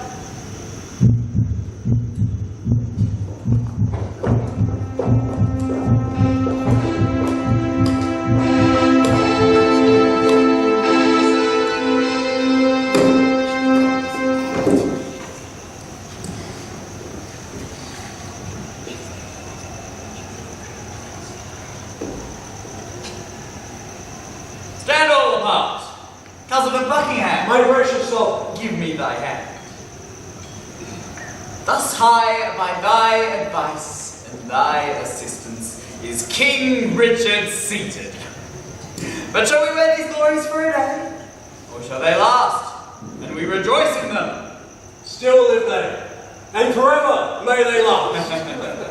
Oh, Buckingham. Now I do play the touch, to see if thou be current gold indeed. The princes live. Think thou what I would speak? Say on, my loving lord. Why, Buckingham, I say, I would be king. Why, so you are, my thrice-renowned liege. Am I king? 'Tis so, the princes live. Cousin, thou art not wont to be so dull. Shall I be plain? I wish the bastards dead. You would have the deed suddenly performed. What sayest thou? Speak suddenly, be brief. Your grace may do your pleasure. Tut, tut, thou art all ice, thy kindness freezeth. Say, have I thy consent that they shall die?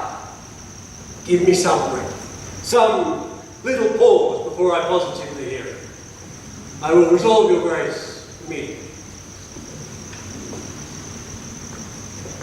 The king is angry, see, he bites the lip. I will converse with iron-witted fools and unrespected boys. None before me that look upon me with considerate eyes. High Richie Buckingham grows circumspect. Reckless! The deep revolving witty Buckingham, no more shall be neighbour to my counsel. He held out with me so long untired, and stop me now for breath. Well, be it so. Now, what news with you? My lord, many are fled to Richmond in France, where he resides. Catesby! Rumours abroad that Anne, my wife, is sick. Look out, Alfred. I say again, give out that Anne, my queen, is sick and like to die. About it! I must be married to my brother's daughter, else my kingdom stands on brittle glass. murder her brothers, and then marry her. Uncertain way of gain, but I am in so far that sin will pluck on sin. Here falling pity dwells not in this eye. Is thy name Tyrrell? Tyrrell, and your most obedient subject. Art thou indeed? Ha! Prove me! My gracious sovereign. Darest thou resolve to kill a friend of mine? I, that I had rather kill 2 enemies? Why then thou hast 2 deep enemies, foes to my rest, and my sweet sleep's disturbers are they that I would have me deal upon. Hero, I mean those bastards in the tower. Let me have open means to come to them, and soon I'll rid you from the fear of them. Thou singst sweet music. Hark, come hither, Tyrrell. Go by this token. Rise and lend thine ear. There's no more than so. Say it is done, and I will love thee. Prefer thee, too.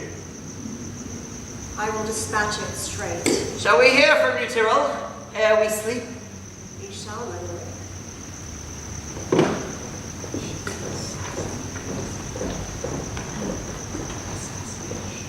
My lord, I claim your gift. My due by promise, for which your honour and your faith is poor. The ornament of Hereford, and the movables of which you promised I should possess. Darby, look to your wife. Richmond is her king. If she convey letters to him, you shall answer it. What says your highness to my just demand? I do remember me. Henry VI did prophesy that Richmond would be king, when Richmond was a little peevish boy.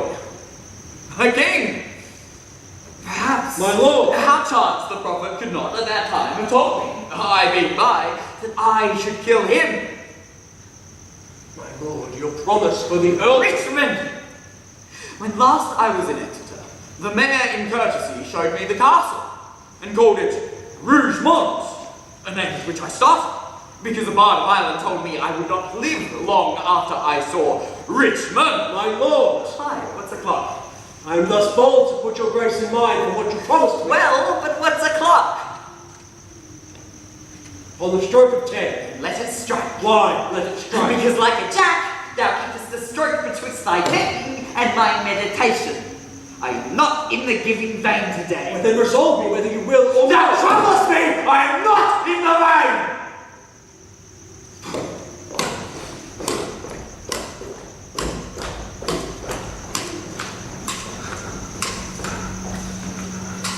And is it thus? Repays me my due service with such contempt. Made I him king for this? Oh, let me think on Hastings, and be gone to Brecknock while my fearful head is on.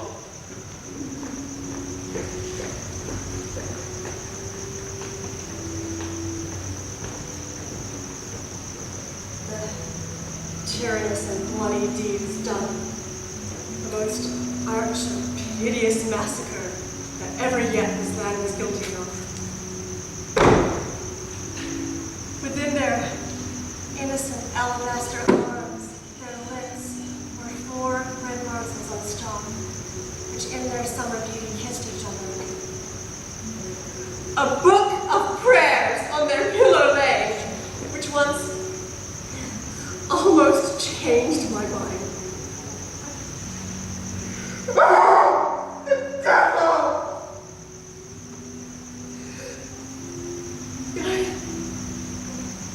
I smothered the most replenished, sweet work of nature, that from the prime creation ere she framed.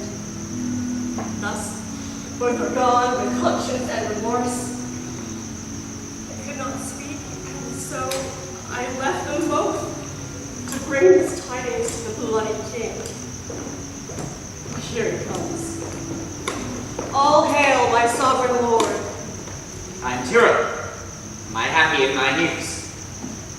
If to have done the thing you gave in charge, beget your happiness, Be happy then, for it is done, my lord. Didst thou see them dead? I did, my lord. And buried, gentle Zero? The chaplain of the tower hath buried them, but how or in what place I do not know. Come to me, Tyrrell, soon and after supper, and thou shalt tell me the process of their deaths. Meantime, think how I may do thee good, and be inheritor of thy desire. Farewell till then. I humbly take my leave.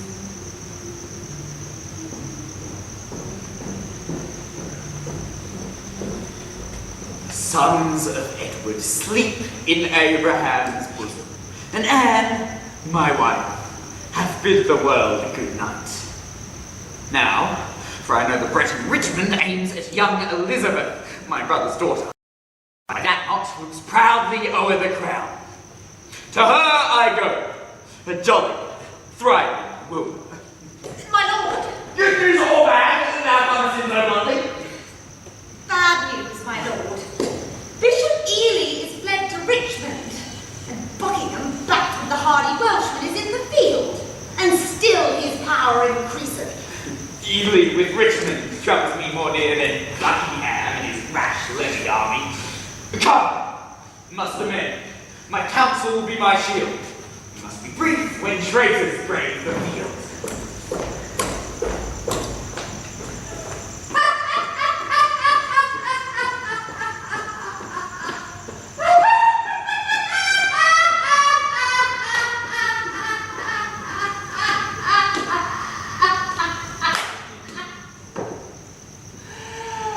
So now prosperity begins to mellow and drop into the rotten mouth of death. Here in these confines, slyly have I learned to watch the waning of my adversaries.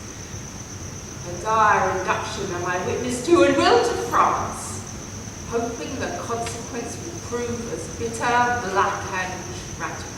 No!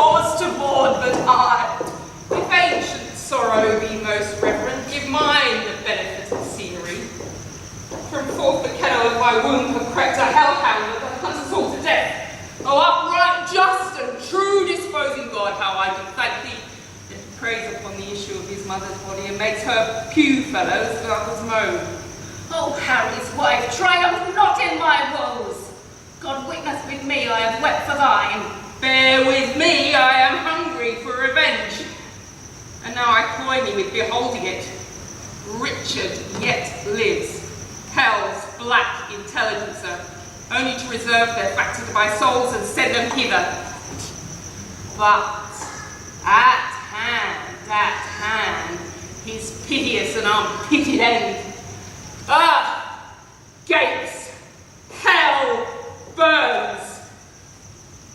Saints pray to have him suddenly conveyed away.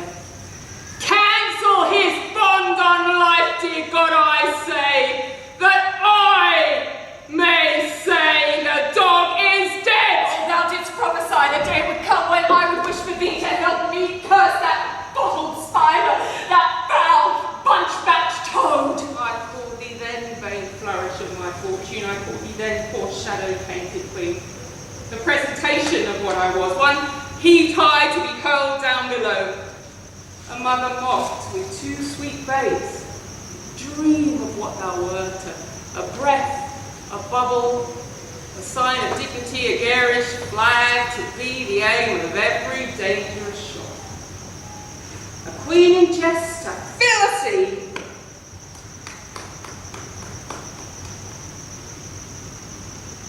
Where is our husband? Where are thy brothers? Where are your children? Wherein dost our joy? Who soothes to thee and cries, God save the Queen?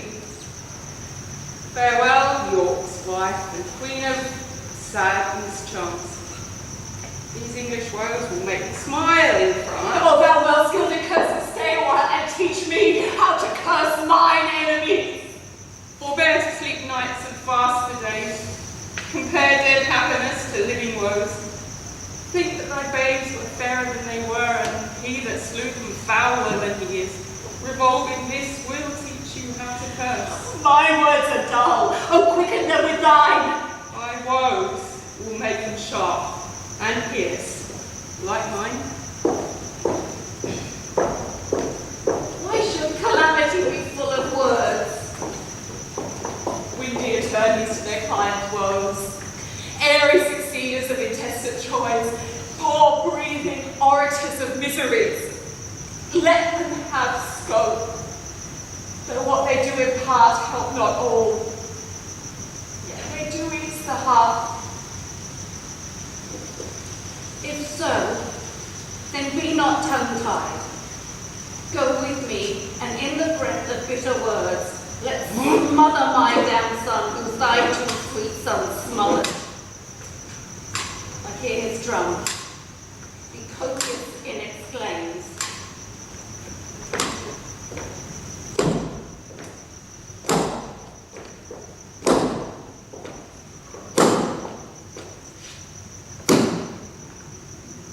Who intercepts my expedition? Not she that might have intercepted thee by strangling thee in her accursed womb from all the slaughters wrecked that thou hast done. Hidest thou that forehead with a golden crown where should be graven, if that right were right, the slaughter of the prince that owed that crown, and the dire deaths of my two sons and brother. Tell me, thou villain slave, where are my children? Thou toad, where is thy brother Clarence? Where is Vaughan? And my brother Rivers? Where is kind Hastings? A flourish, trumpets! Strike alarm drums! Let not the heavens hear these telltale women rail on the Lord's anointed. Strike, I say!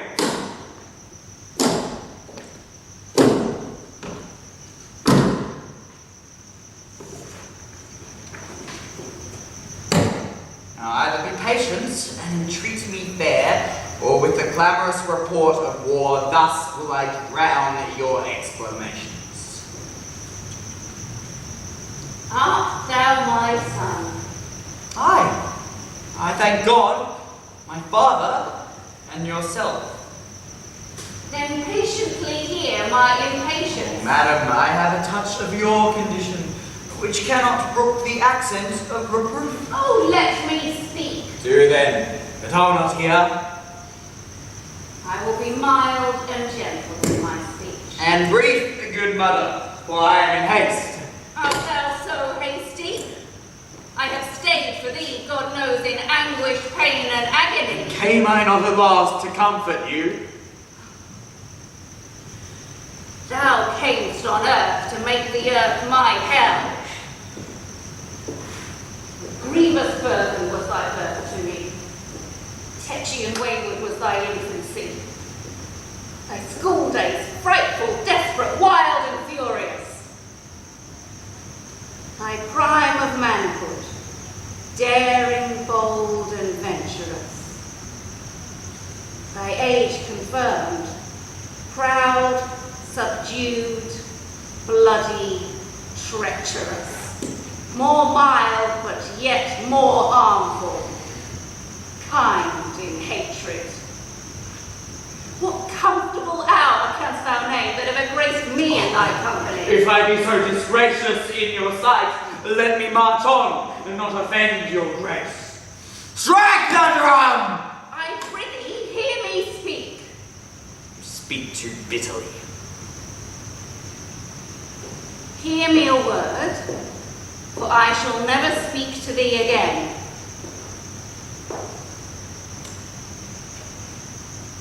So, either thou wilt die by God's just ordinance, ere from this war thou turn a conqueror, or I with grief and extreme age shall perish, and never look upon thy face again. Therefore, take with thee my most heavy curse, which in the day of battle tire thee more than all the complete armour that thou wearest. My prayers on the adverse party fight, and there the little souls of Edward's children whisper the spirits of thine enemies, and promise them success and victory. Bloody thou art, and bloody will be thy end. Shame serves thy life, and doth thy death attend.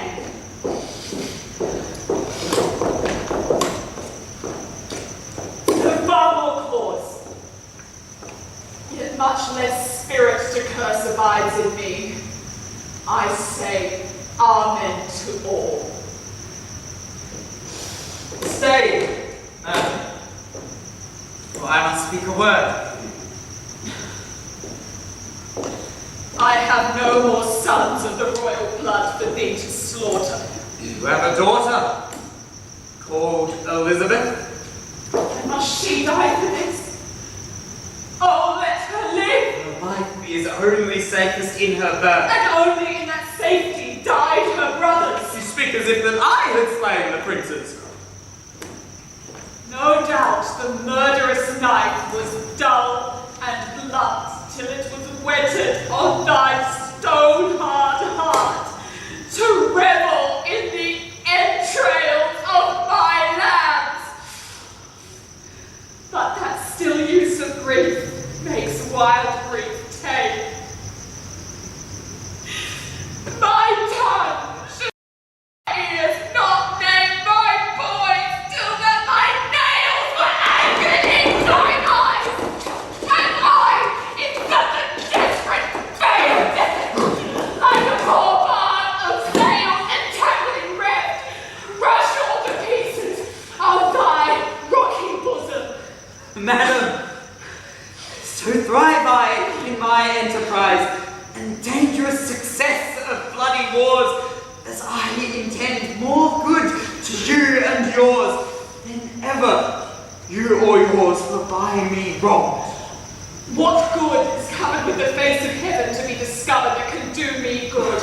Tell me what state, what dignity, what honour canst thou devise to any child of mine? Even all I have, yea, and myself and all, who I withal endow a child of thine. Be brief, lest that be process of thy kindness last longer telling than thy kindness date. And know that from my soul I love your daughter, and do intend to make her Queen of England. What thou? Even so, what think you of it? How canst thou woo her? That I would learn from you. And wilt thou learn of me? Madam, with all my heart.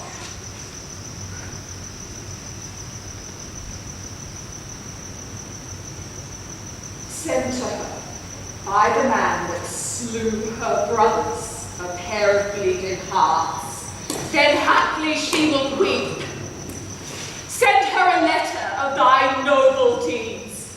Tell her thou makest away her Uncle Clarence, her Uncle Rivers, yea, and for her sake makest quick conveyance with her good Aunt Anne. Come, you mock me! This is not the way to win your daughter. There is no other way, unless thou canst put on some other shape, and not be Richard that hath done all this. Say I did all this for love of her. Nay, then indeed she cannot choose but hate thee. Look, what is done cannot now be amended. Men shall deal unadvisedly sometimes. Huh? If I did take the kingdom from your sons, to make amends, I'll give it to your daughter. If I had killed the issue of your womb, to quicken your increase, I will beget mine issue of your blood upon your daughter. Once more shall you be mother to a king. What? We have many goodly days left to see. The liquid drops that you have shed shall come again, transformed to orient her. Go then, my mother, to thy daughter go. Make bold her bashful years with your experience. Acquaint the princess with the sweet, silent hours of marriage joys. When this arm of mine hath chastised the petty rebel, dull-brained Buckingham, bound in triumphant garlands will I come, and lead your daughter to a conqueror's bed. What were I best to say? Say she shall be a high and mighty queen. To wail the tide, as her mother does. Say I shall love her everlastingly. But how long shall that title ever last? Sweetly in force unto a fair life's end. But how long fairly shall her sweet life last? As long as heaven and nature lengthens it. So long as hell and Richard likes of it. Your reasons are too shallow and too quick. No, my reasons are too deep and dead. Too deep and dead.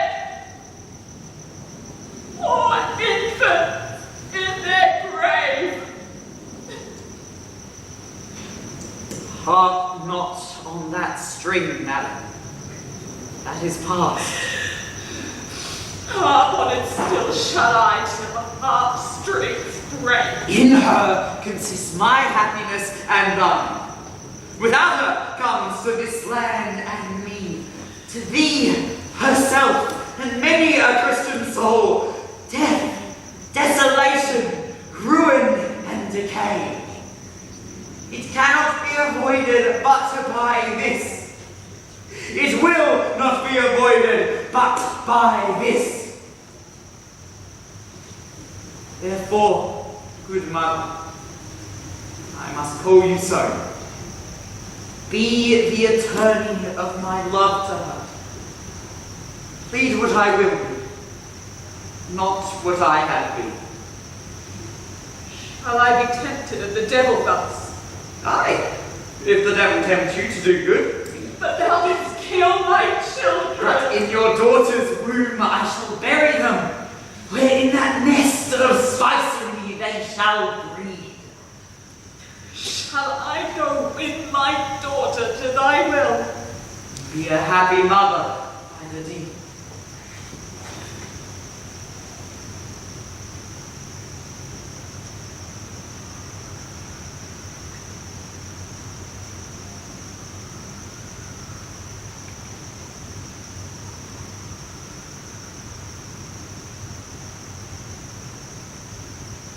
I go. Write to me very shortly, and you will understand from me her mind. Bear her my true love's kiss. And so, farewell.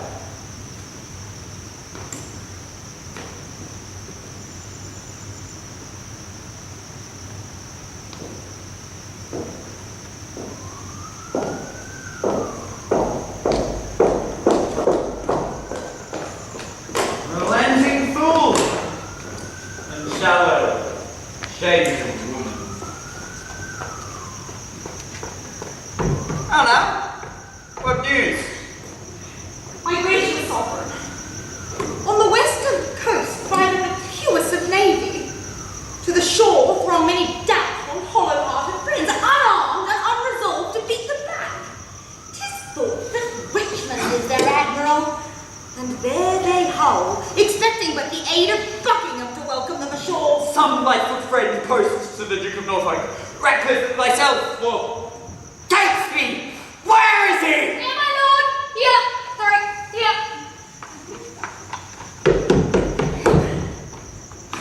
Fly down to the Duke. First of all, Salisbury, whence thou comest thither? Dull, unmindful villain, why stands thou still and goest not to the Duke? First, my mighty sovereign, let me know your mind what I shall deliver to the Duke. True, good Catesby. Bid him let me straight the greatest strength and power he can muster, and meet me presently at Salisbury. I go, what may it please you I shall do at Salisbury? Why, what would you do before I go? Your Highness told me I should post before. My mind is changed, sir. My mind is changed. How now? What news with you? None good to please you with the hearing, nor none so bad, but may be well reported. Oi, day! A riddle! Neither good nor bad. Once more, what news? Richmond is on the seas. There I consent. And the seas be on him. Why's the liver to run against? What doth he there? My lord, I know not what I guess. Well, sir, as you guess. Spurred on by Buckingham, he makes for England. Here to claim the crown. Is the chair empty? Is the sword unswayed? Is the king dead? The empire unpossessed? What heir of York is there alive but we? And who is king but great York's heir? Thou revolt and fly to him, I fear. I never was, nor never will be false. Go then, muster men. But leave behind your son George. Darby, if your heart be firm, or else his head's assurance is but frail. So deal with him as I prove true to you.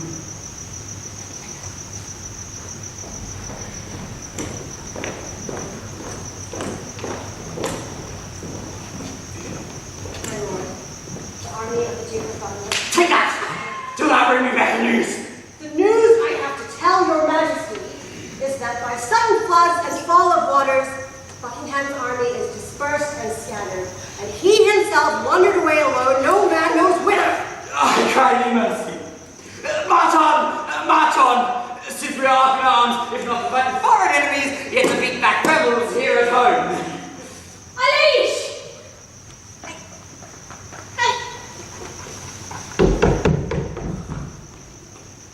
The Duke of Buckingham has been taken! And the best news! That the Earl of Richmond is with mighty power landed at Milford is all the tidings it must be told. Away towards Salisbury! What's the reason here?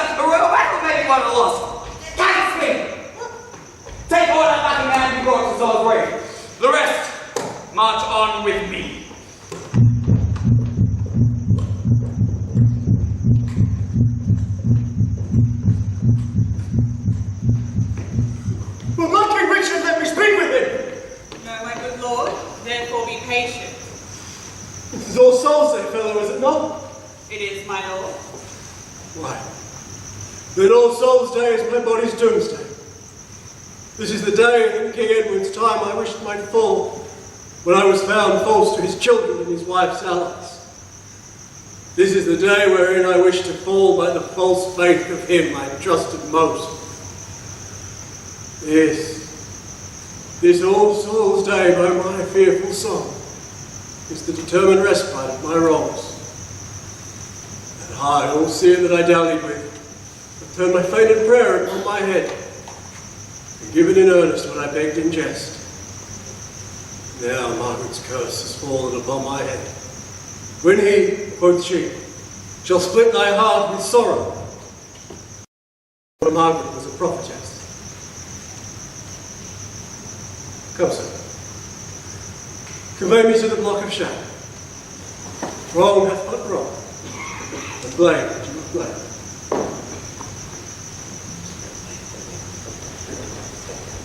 Fellows in arms and my most loving friends, rose underneath the yoke of tyranny. Thus far into the bowels of this land have we marched on without impediment, and here receive we from our father Stanley lines of fair comfort and encouragement. The wretched, bloody and usurping boar that spoiled your summer fields and fruitful vines, swills your warm blood like wash, and makes his trough in your emboweled bosom. This foul swine lies now even in the centre of this isle. Near the town of Leicester, as we learn, from Bosworth thither is but one day's march. In God's name, cheerly on, courageous friends, to reap the perpetual harvest of peace by this one bloody trial of sharp war. True hope is swift and flies with swallows' wings. Kings it makes gods, and lesser men kings. Come, let us pitch our tents, even here in Bosworth Field. Tyrrell, why look you so sad? My heart is 10 times lighter than my books. Tyrrell, we must have not. Must we not? We must both give and take, my gracious lord. I'll put my tent there. Here will I lie tonight, and where tomorrow? All's one for that. Who hath described the number of the foe? 6,000 or 7,000 is their utmost power. Why, our battalion trebles that account. Besides, the king's name is a tower of strength. What is it o'clock? Tis supper time, my lord. I will not sup tonight. Is all my armor laid into my tent? It is, my liege, and all things are in readiness. Good Tyrrell, hie thee to thy charge. Use careful watch, choose trusty sentinels. I go, my lord. Stir you with the lark tomorrow, gentle Tyrrell.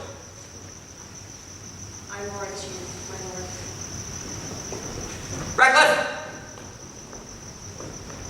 My lord. send to Derby. Bid him bring his powder before sunrise, lest his son George fall into the blind cave of eternal night. Leave me. Leave me, I say!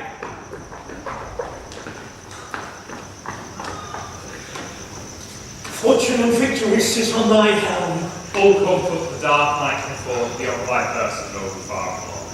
Tell me, how fares our loving mother? I by attorney bless thee from thy mother, who prays continually for Richmond's good. So much for that. Silent hours steal on. Flaky darkness breaks within the east. In brief, for so the season bids us be, prepare thy battle early in the morning. Put thy fortune to the abitment of bloody strokes and mortal staring war. I, as I may, have that which I would, I cannot. With best advantage will deceive the time, and aid thee in this doubtful shock of arms. But on thy side I dare not be too forward, lest, being seen, thy brother, tender George, be executed in his father's sight. Farewell! The leisure and the fearful time cuts off the ceremonious vows of love and the ample interchange of sweet discourse that so long sundered friends should dwell upon. God grant us leisure for these rites of love. Once more, adieu. Be valiant. Speak well.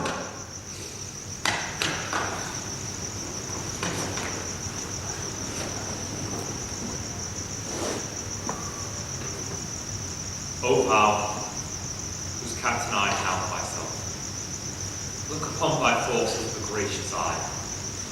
Put in their hands thy bruising irons of wrath, that they may crush down with a heavy fall the usurping helmets of our adversaries. Make us thy ministers of chastisement, that we may praise thee in victory. To thee, I do commend my watchful soul. Ere I let fall the windows of mine eyes, sleeping and waking, I'll defend me still.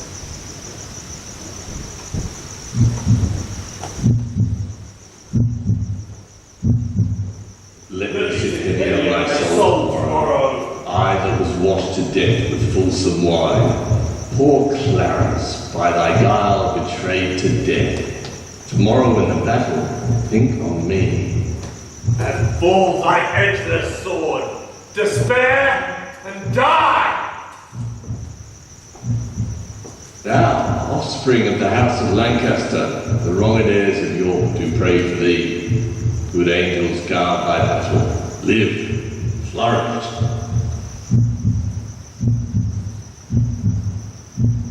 Let me sit heavy on my soul tomorrow. Rivers that died at Pomfret.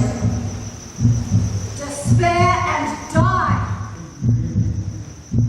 Think upon Vaughan, and with guilty fear, let fall thy lance, despair and die.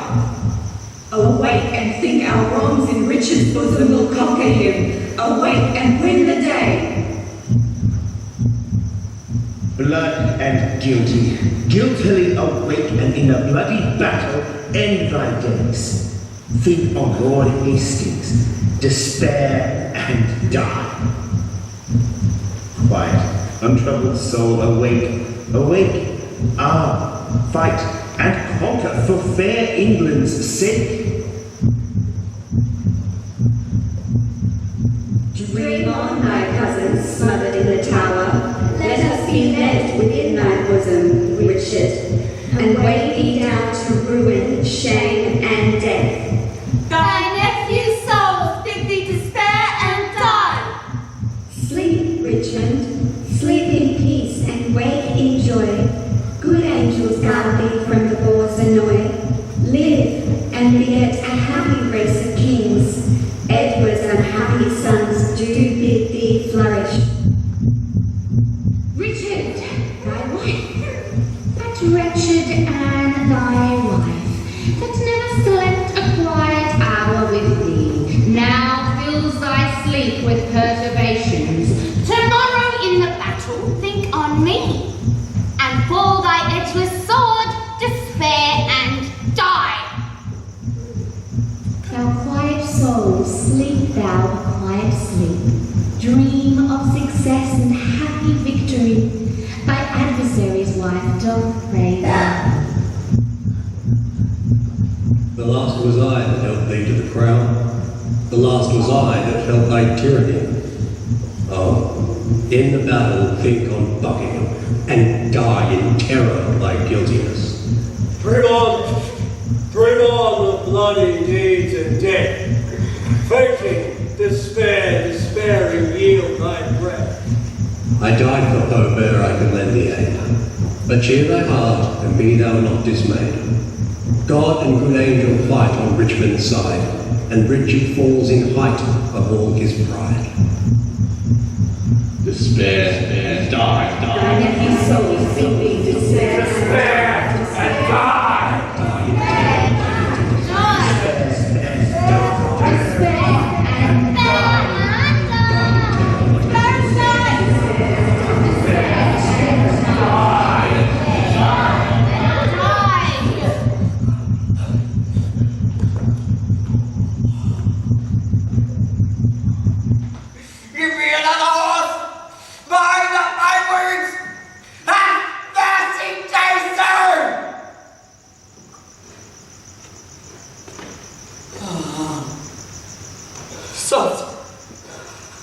the dream.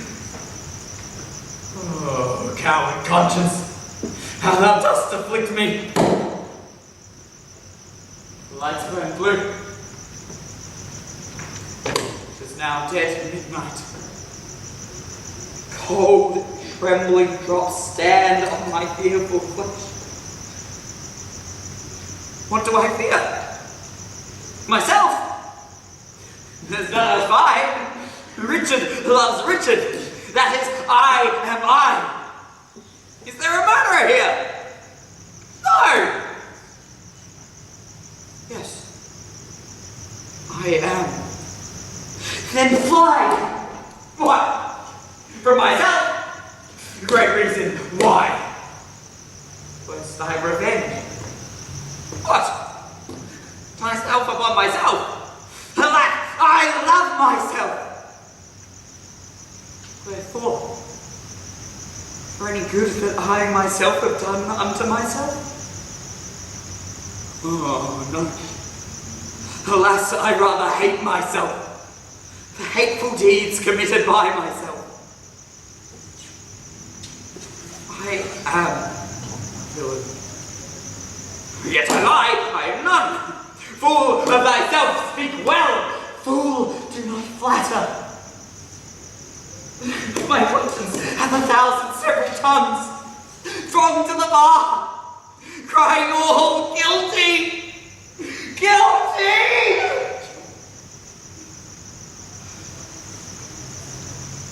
He shall despair. There is no creature love me. And if I die, no soul shall pity me. My lord? Who is there? Ratcliffe, my lord, 'tis I.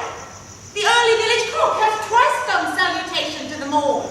Your friends are up and buckle on their armour. Ratcliffe, I dreamed a fearful dream tonight. What think you? Will our friends prove all true? No doubt, my lord. Ratcliffe, I fear. Nay, good my lord. Be not afraid of shadows. My dear boss of all, shadows tonight have struck more terror to the soul of Richard than can the substance of 10,000 soldiers, armed and proof, and led by shallow Richmond. You saw the sun today? Not I, my lord. And by the book he disdains to shine, for he should have graced the east an hour ago. A black day it will be for somebody. Ratcliffe! My lord? The sun will not be seen today. Round and lower upon our army. I would these dewy tears were from the ground, not shine today. Why, what is that to me? More than to Richmond. For the self-same heaven that frowns on me looks sadly upon him. Let not these babbling dreams affright our souls. Conscience is but a word cowards use, devised at first to keep the strong in awe. Let our strong arms be our conscience, swords our law. Come, go with me. Under our tents I'll play the eavesdropper to see if any need to shrink from me. Go. How I have slept! The sweetest sleep and fairest boding dreams that did ever enter a drowsy head have I since your departure had, my lords. Methinks their souls, whose bodies Richard murdered, came to my tent and cried on victory. I promise you, my soul is very jocund in remembrance of such a fair dream. It is time to arm and give direction. More than I've said, loving countrymen, the leisure and enforcement of time forbid to dwell upon. But remember this, God and our good cause fights upon our side. The prayers of holy saints and wronged souls like high-reared bulwarks stand before our faces. Richard exempt, those who we fight against would rather us win than him they follow. What shall I say more than I have inferred? Remember whom you are to cope withal. The sort of rascals, vagabonds, vagabonds and runaways, a scum of Britons, and base lackey peasants whom their overcloyed country vomits forth to desperate ventures and assured destruction.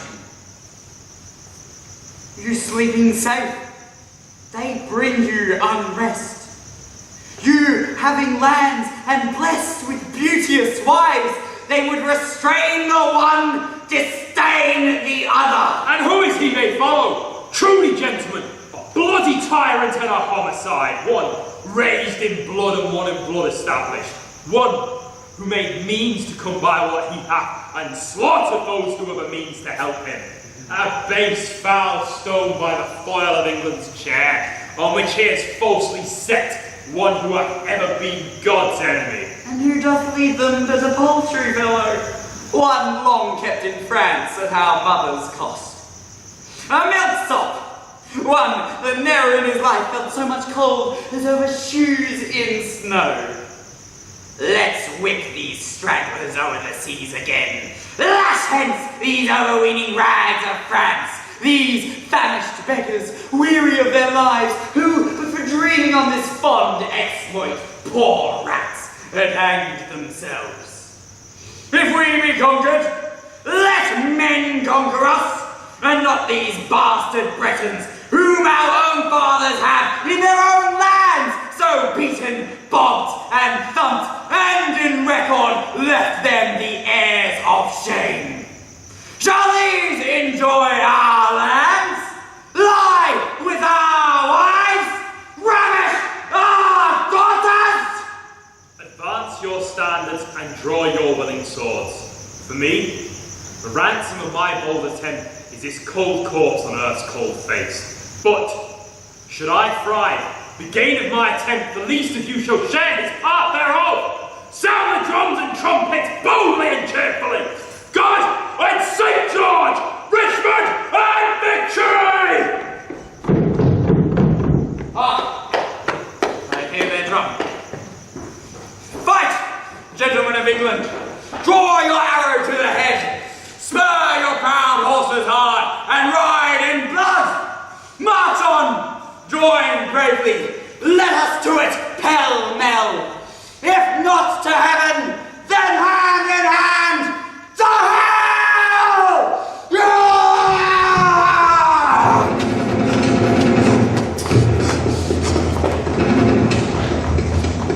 Rescue, Gerald! Rescue! Rescue! The king and Axel wonders in the man daring the opposite to every danger. His horse is slain, and all on foot he likes, seeking for Richmond in the throats of death. Rescue, fair lord, or else the day is lost. A horse! A horse! My kingdom for a horse! Withdraw, my lord, and I will help you to a horse. Slay it! I have set my life upon the cast, and now I do stand the hazard of the line. I think there be 6 Richmonds in the field. 5 have I slain today instead of him. A horse! A horse! My kingdom for a horse!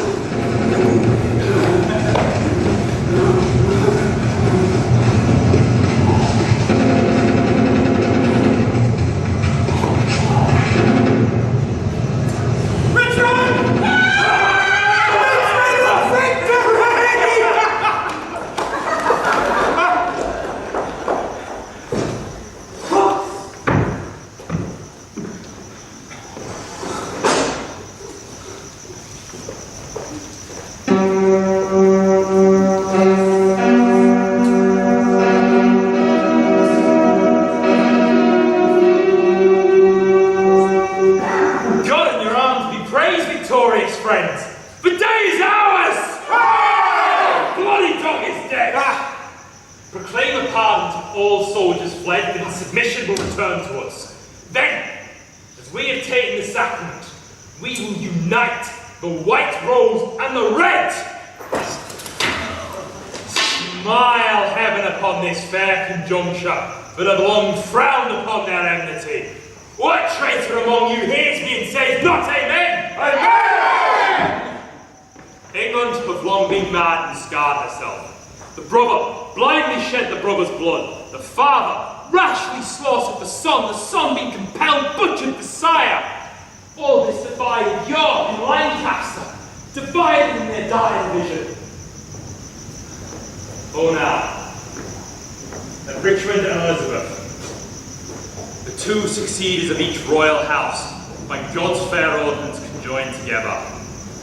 And let their heirs, God if I be willing, in rich days to come with smooth-faced peace, smiling plenty, and fair prosperous days, abate the aid of traitors, gracious Lord, that would produce these bloody days again and make England weep streams of blood. Let them not live to teach this land's increase. Those who in treason would wound this land's peace. Now civil wounds have stopped, and peace lives here again. Long may she live!